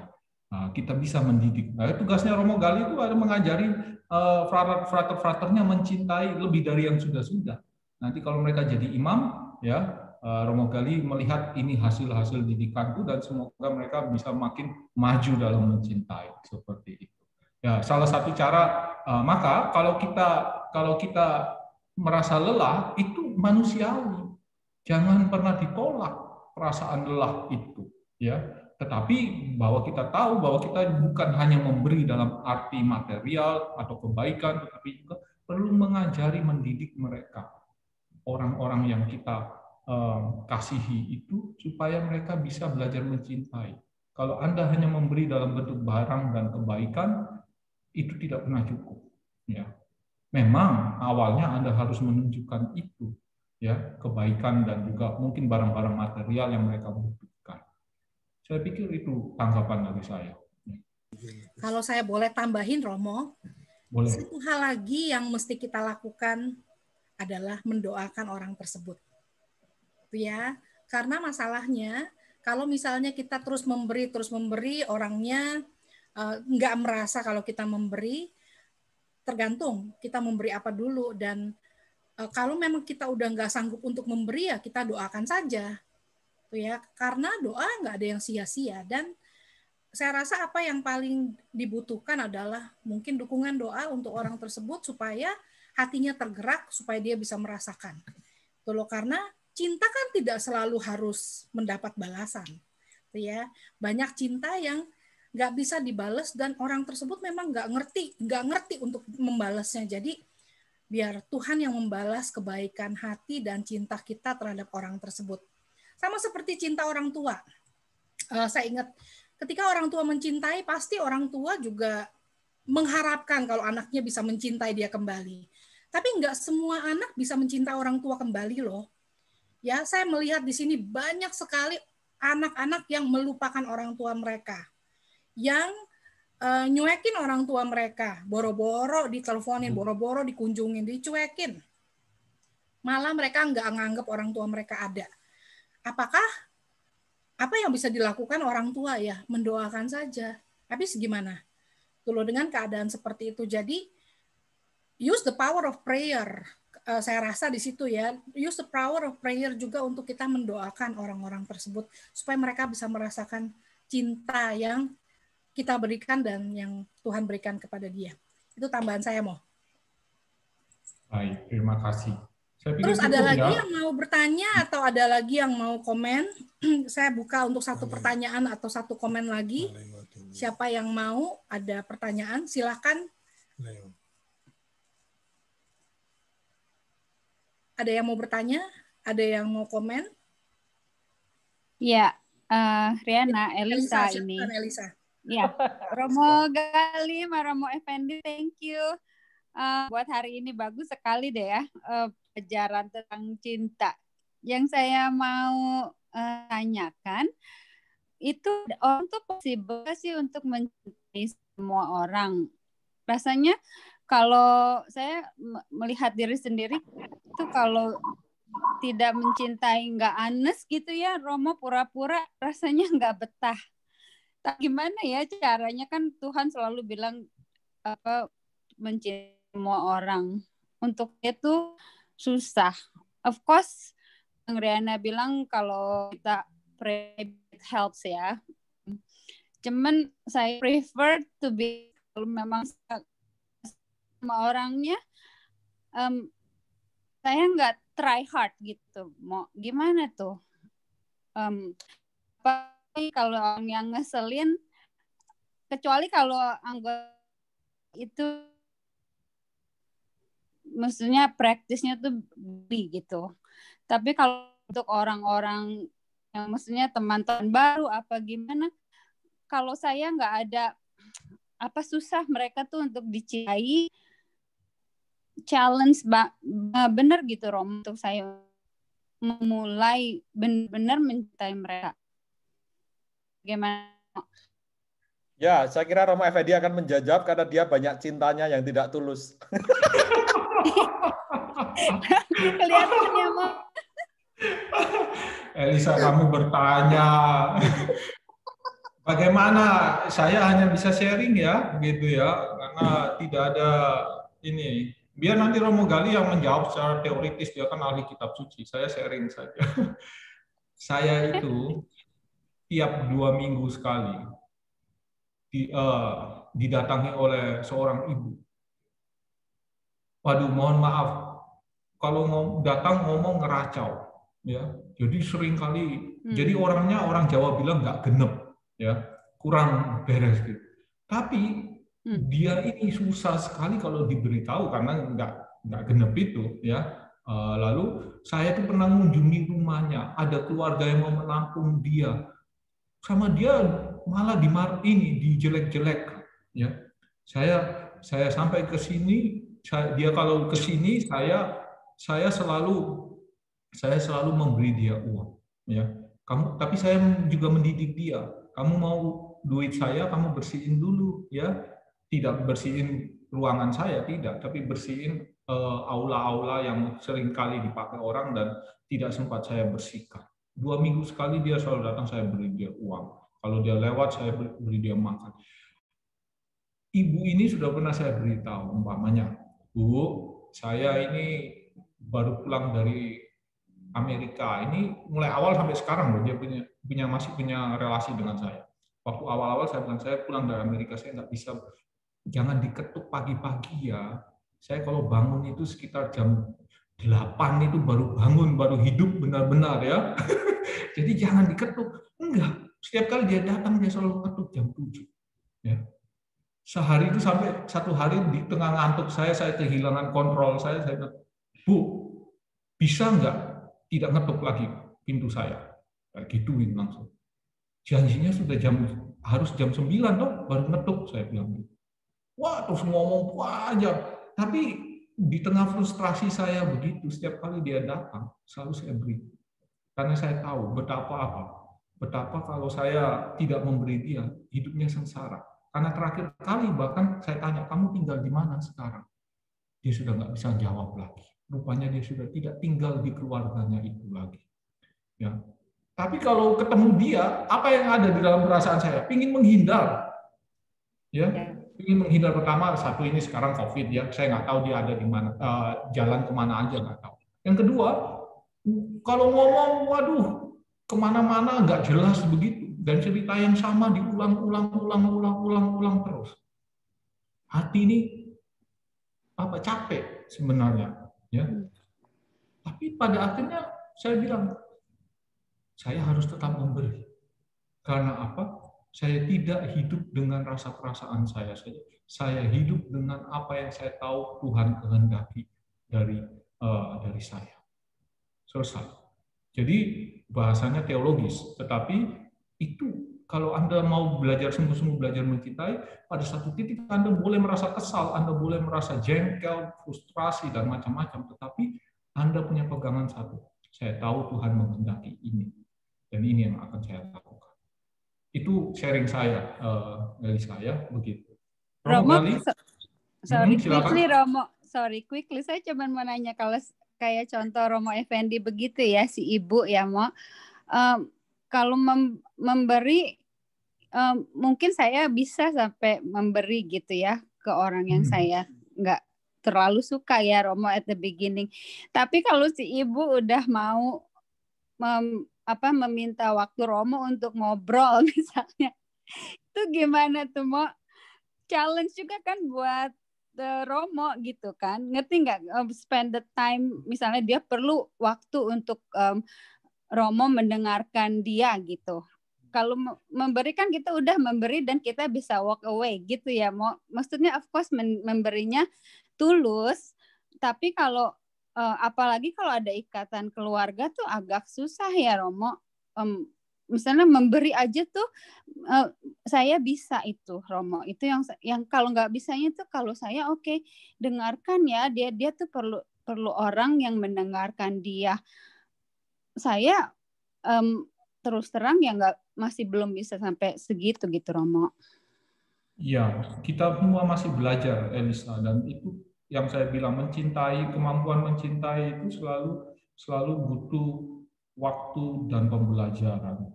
Ya, saya juga belajar mencintai. Ibu itu menantang saya dengan kuat, bukan karena dia sengaja, bukan. Dia tidak sadar bahwa dia membuat saya frustrasi dengan perilakunya dia, ya. Tetapi ya itulah bagian dari hidup kita. Kadang-kadang saya hanya dengerin dia ngomong 1-2 menit, ya sudah Bu, nggak apa-apa, saya berkati saja, terus tak tinggal. Tapi itu kita semua mau nggak mau, suka nggak suka, kita harus belajar, ya. Kadang-kadang Tuhan kasih kita hal-hal yang kita sebenarnya tidak inginkan, ya. Dalam memberi itu kan harapannya orang yang memberi tahu mengapresiasi, umpamanya, atau orang yang memberi itu tahu betapa value yang nilai yang saya berikan itu sangat besar dan baik untuk dia. Tapi mungkin bagi beberapa orang mereka nggak sadar dan tidak tahu betapa yang diberikan itu sesuatu yang berharga bagi mereka, dan mereka tanpa mereka sadari malah membuat frustrasi orang yang memberi sebenarnya. Ya seperti itu, dan kita belajar mencintai. Saya tidak punya rumus, mohon maaf untuk hal ini.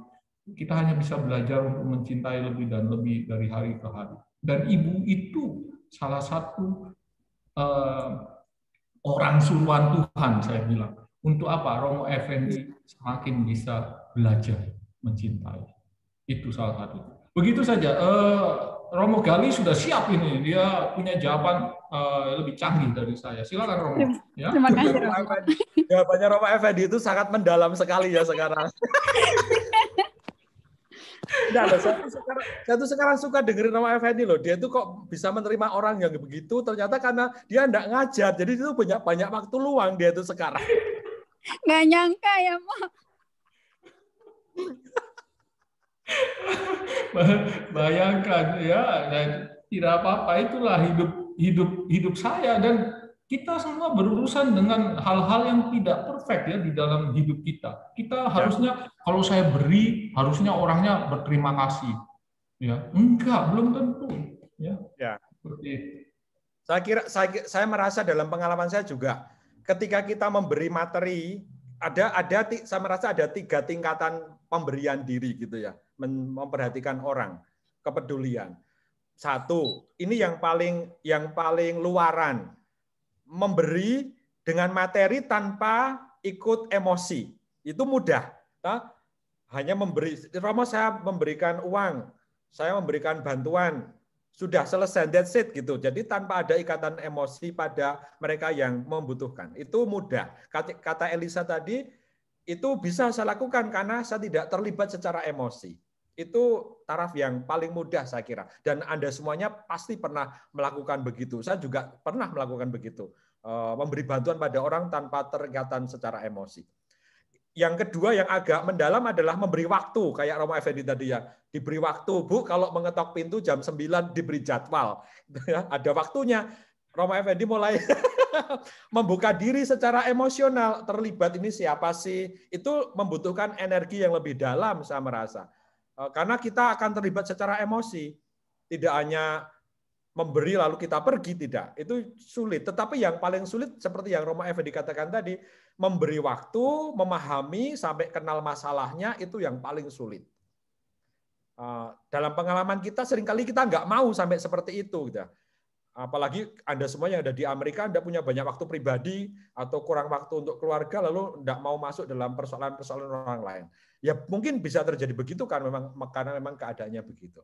Tapi saya merasa dalam pengalaman kita, kalau kita tidak pernah belajar untuk yang namanya memberi sampai terlibat secara emosional, tahu orang lain, meskipun itu bukan keluarga saya, lalu proses pemberian diri kita tidak akan pernah dimurnikan. Tadi Romo Effendi cerita, Tuhan memberi saya orang ini agar saya bisa belajar. Dan saya kira dalam hidup kita Anda diberi orang-orang seperti itu. Dalam hidup saya, dalam hidupnya Romo Effendi, dalam orang lain, agar kita belajar untuk memurnikan pemberian diri kita. Baik, Mogali. Thank you. Ya, makasih.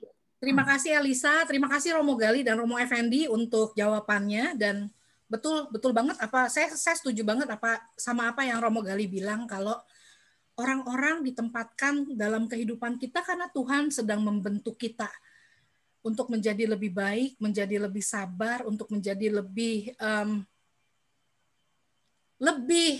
baik untuk kita, untuk kedepannya. Jadi ya nggak mudah betul menghadapi orang-orang yang challenging. Akan mudah untuk menghadapi orang-orang yang gampang dan memang bisa berkoneksi dengan kita. Akan sulit untuk ketemu dengan orang-orang yang susah untuk berkoneksi dengan kita. Yaitu challenge kita ya. Dan terima kasih untuk kebersamaannya. Ada satu pertanyaan dari Bapak Kunaidi Husin yang mengatakan, bagaimana mencintai pasangan yang terluka hatinya? Ini Romo Effendi saya kira yang paling bisa menjawabnya. Ya, saya pikir malah Romo Gali dulu deh ini.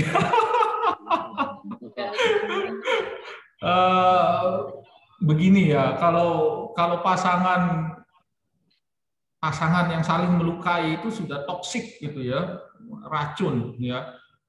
Saya bertanya-tanya, ada beberapa level sih, apakah karena ketidakdewasaan atau karena kegilaan.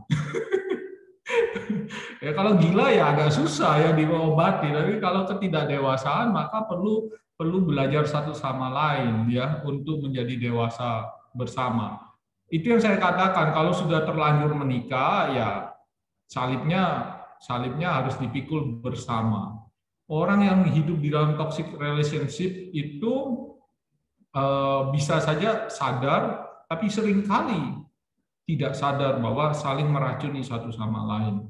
Dan orang-orang yang hidup dalam toxic relationship itu ya harusnya berani untuk keluar dan minta bantuan orang lain, karena mereka berdua sendiri sudah toxic begitu. Kecuali kalau salah satunya ya. Tapi biasanya orang yang, kalau umpamanya kasusnya ya, umpamanya pasangannya kan 2 orang, umpamanya saja suaminya yang toksik ya, maka biasanya tidak mau untuk tidak mau untuk diajak untuk konsultasi, untuk bisa mengubah dirinya seperti itu, karena biasanya agak ya itu karena sudah merasa bahwa hidupnya baik-baik saja. Nah, problemnya yang lebih besar kalau dua-duanya sudah sama-sama meracuni, dalam arti bisa macam-macam ya. Saya hanya merasa bahwa bagaimana kalau kita menjadi sakit hati dengan orang yang kita anggap sebagai pasangan kita. Saya hanya bisa bilang ya kamu harus pertama ya minta Tuhan bantuan. Itu berarti bahwa Anda harus berdoa, Anda harus berusaha untuk menerima sakramen-sakramen, termasuk sakramen Ekaristi dan pengobatan. Tapi yang kedua, Anda juga harus minta bantuan orang-orang manusia lain yang profesional, terutama kalau Anda berdua sudah toksik ya, sama-sama gilanya begitu. dan itu banyak terjadi. Ya, orang tidak tahu bahwa mereka sudah sama-sama gilanya dan saling meracuni satu sama lain. Ada dua cara, ya, satu cara spiritual, satu secara psikologis seperti itu. Anda harus di treatment dalam tanda kutip, ya, treatment seperti itu. Saya pikir itu dulu. Kalau soal sakit hati, ya itu komplikasinya lebih banyak lagi. Tapi kalau toksik sudah pasti membuat yang lain satu sama lain sakit hati. Romo Gali, silakan. Itu. Setiap hari Rebo di seminari kami ada yang namanya pastoral perkawinan. Ada timnya, tim pastoral perkawinan itu ada ahli psikologinya, ada ahli hukum perkawinannya, ada ahli moralnya. Dan mereka menerima seperti ya Romo Effendi katakan, mereka menerima pasangan-pasangan yang saling menyerang gitu ya. Kadang-kadang persoalannya berat, tapi juga ada persoalan yang ringan. Dan mereka dimasukkan dalam kamar-kamar, dalam arti relasi-relasi mereka, ada yang dipisah, istrinya ngomong dengan Romo ini, suaminya ngomong dengan ahli psikologi ini gitu. Tapi yang pertama perlu keterbukaan dulu kalau mereka punya masalah, itu yang paling penting. Tahu bahwa keluarga saya itu bermasalah. Tapi seringkali ada keluarga-keluarga yang enggak mau karena enggak mau diketahui bahwa punya masalah kan gitu seringkali. Saya setuju dengan Romo Effendi bahwa dalam hal manusiawi orang butuh bantuan dari orang lain. Yang saya alami di Jogja ini setiap hari Rebo Keuskupan Agung Semarang memberi bantuan untuk pastoral perkawinan seperti yang diberi untuk umat di daerah Jogja dan sekitarnya. Itu yang terjadi yang bisa dibantu oleh gereja. Begitu. Terima kasih. Terima kasih Romo. Terima kasih untuk jawabannya dan kita tutup forum pertanyaan kita dan seperti biasa kita membuka kesempatan untuk teman-teman yang ingin memberikan persembahan kasih untuk Romo Gali dan Romo Effendi. Silakan di Zelle, saya akan kasih informasinya sebentar. Oke. Jadi bagi yang ingin memberikan sumbangan kasih, baik kalau yang di Indonesia boleh kasih ke, nah ada dua nih. Jadi buat yang di Amerika, kalau misalnya mau memberikan sumbangan kasih 100% kita akan berikan ke Romo Gali dan Romo Effendi untuk ministry mereka. Dan untuk di Amerika boleh di Zelle ke Priscilia G di 917-753-5876. Dan buat yang di Indonesia boleh dikirim ke Yoshiko Santoso di BCA Semarang. Account number-nya 1822222207.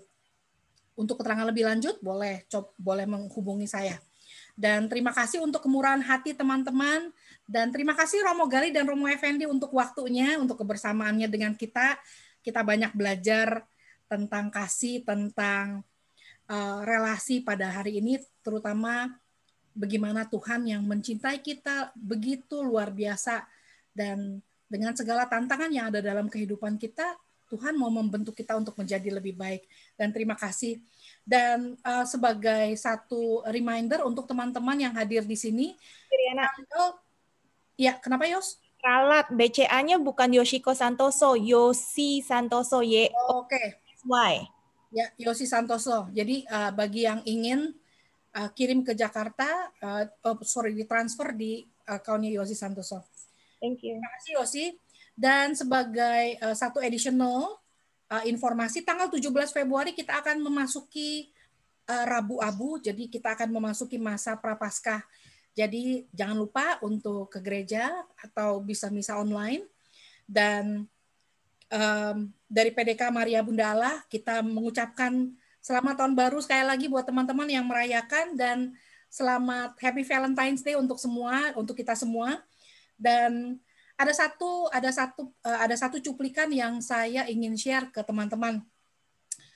Kalau yang di Indonesia pasti tahu, di Amerika saya nggak tahu, udah tahu apa belum, tapi ada satu lagu yang amat sangat terkenal di Indonesia, yang nyanyi seorang yang amat sangat cantik, BCL, dan lagunya very simple, cuman harta yang paling berharga adalah keluarga. Istana yang paling indah adalah keluarga. Puisi yang paling bermakna adalah keluarga. Mutiara tiada tara adalah keluarga. Jadi mari kita bersama-sama kita mencintai keluarga kita, kita saling mendoakan kalau kita semua manusia-manusia yang masih berkelana dan masih penuh dengan kedosaan dan kekurangan. Tapi kita sama-sama saling mendukung, saling menerima, saling mengasihi satu sama lain. Dan sebelum kita akhiri acara kita, mari kita nyalakan video-video yang ada, kita akan berfoto bersama. Kita akan berfoto bersama. Dinyalakan video-videonya yang ada. Mantap, kali ini udah 100 orang lebih masuk keluar. Puji Tuhan. Oke ya, ready? 1, 2, smile. Page 2, ada 4 pages, oke? Okay? 1, 2, smile. Oke. Okay. Page 3. 1, 2, smile. Page terakhir, ini nggak ada videonya. 1, 2, smile. Oke, thank you Romo. Terima kasih dan kita akan minta Romo untuk doa penutup dan berkat dari Romo. Terima kasih, silakan Romo. Romo yang suci boleh loh. Mari kita berdoa bersama. Demi nama Bapa dan Putra dan Roh Kudus. Amin. Tuhan, kami bersyukur kepadamu karena Engkau lebih dahulu telah mencintai kami lewat hidup, lewat orang-orang baik yang Engkau berikan kepada kami, lewat pengalaman-pengalaman, baik itu yang menggembirakan maupun yang menyedihkan, semua adalah tanda kasih-Mu kepada kami semua. Semoga dengan acara ini kami semakin terinspirasi untuk membagikan kasih kepada orang lain. Semoga kami tidak menunggu bahwa memberikan diri kepada orang lain, kami harus punya banyak dulu. Kami bisa memberi dari kekurangan kami, seperti janda miskin yang menyumbangkan dari miliknya kepada orang-orang di sekitarnya. Dampingilah kami selalu yang ada di Indonesia maupun di Amerika maupun dimanapun kami berada, dalam istirahat, dalam tugas-tugas yang akan kami jalani pada hari ini, agar berkat-Mu turun atas kami semua. Ini kami mohon dengan perantaraan Kristus Tuhan kami. Amin. Tuhan bersamamu dan bersama rohmu. Semoga kita semuanya diberkati oleh Allah yang Maha Kuasa, Bapa dan Putra dan Roh Kudus. Amin. Terima kasih. Terima kasih Romo. Terima kasih teman-teman yang sudah hadir. Terima kasih Romo untuk waktunya. Jangan kapok untuk beracara bersama-sama dengan kita lagi. Sampai kita ketemu lagi nanti. Thank you tante-tante. Ini hari ini banyak sekali tante-tante dari WKICU yang ikutan. Thank you, thank you. Halo Romo Effendi, Romo Gali, salam dari LA. Gali. Oh ya, sur, ya. Bye Romo Effendi. Bye Romo Gali. Thank you Romo. Thank you Romo Gali. Thank you Mo Effendi. Thank you Mo Gali. Bye Romo. Thank you. Thank you semuanya. Terima kasih Romo Gali, Romo Effendi. Effendi, salam dari Colorado. Oh ya, orang Colorado. Wah, luar biasa. Romo Effendi makin segar, Romo Effendi makin segar. Lebih sehat, gemuk. Bukan artinya makmur kok. Aduh. Maknanya ikan lele terus sih. Romo Gali apa kabar, Romo Gali? Baik, terima kasih Surani, terima kasih kabar baik dari saya, terima kasih banyak. Terima kasih banyak ya Romo. Sampai ketemu lagi nanti. Baik, saya pamit dulu. Bye Mo. Terima kasih Romo. Terima kasih Romo. Diana. Ya, Diana. Terima kasih. Ya. Romo break. Saya pamit juga, masih ada acara lagi nih ICD. Thank you. Terima kasih Riana semuanya. Terima kasih, Juliana. Thank you Riana, Yoshiko. Grace. Bye Randy. Terima kasih Grace. Thank you Riana, Yosinko. Anwar, Bye, thank lu you. nggak ngomong masih. Thank you. Udah, belum? Siapa? Ngomong Effendi. Paten ini kok sih. Udah, Thank you. Riana. Semuanya.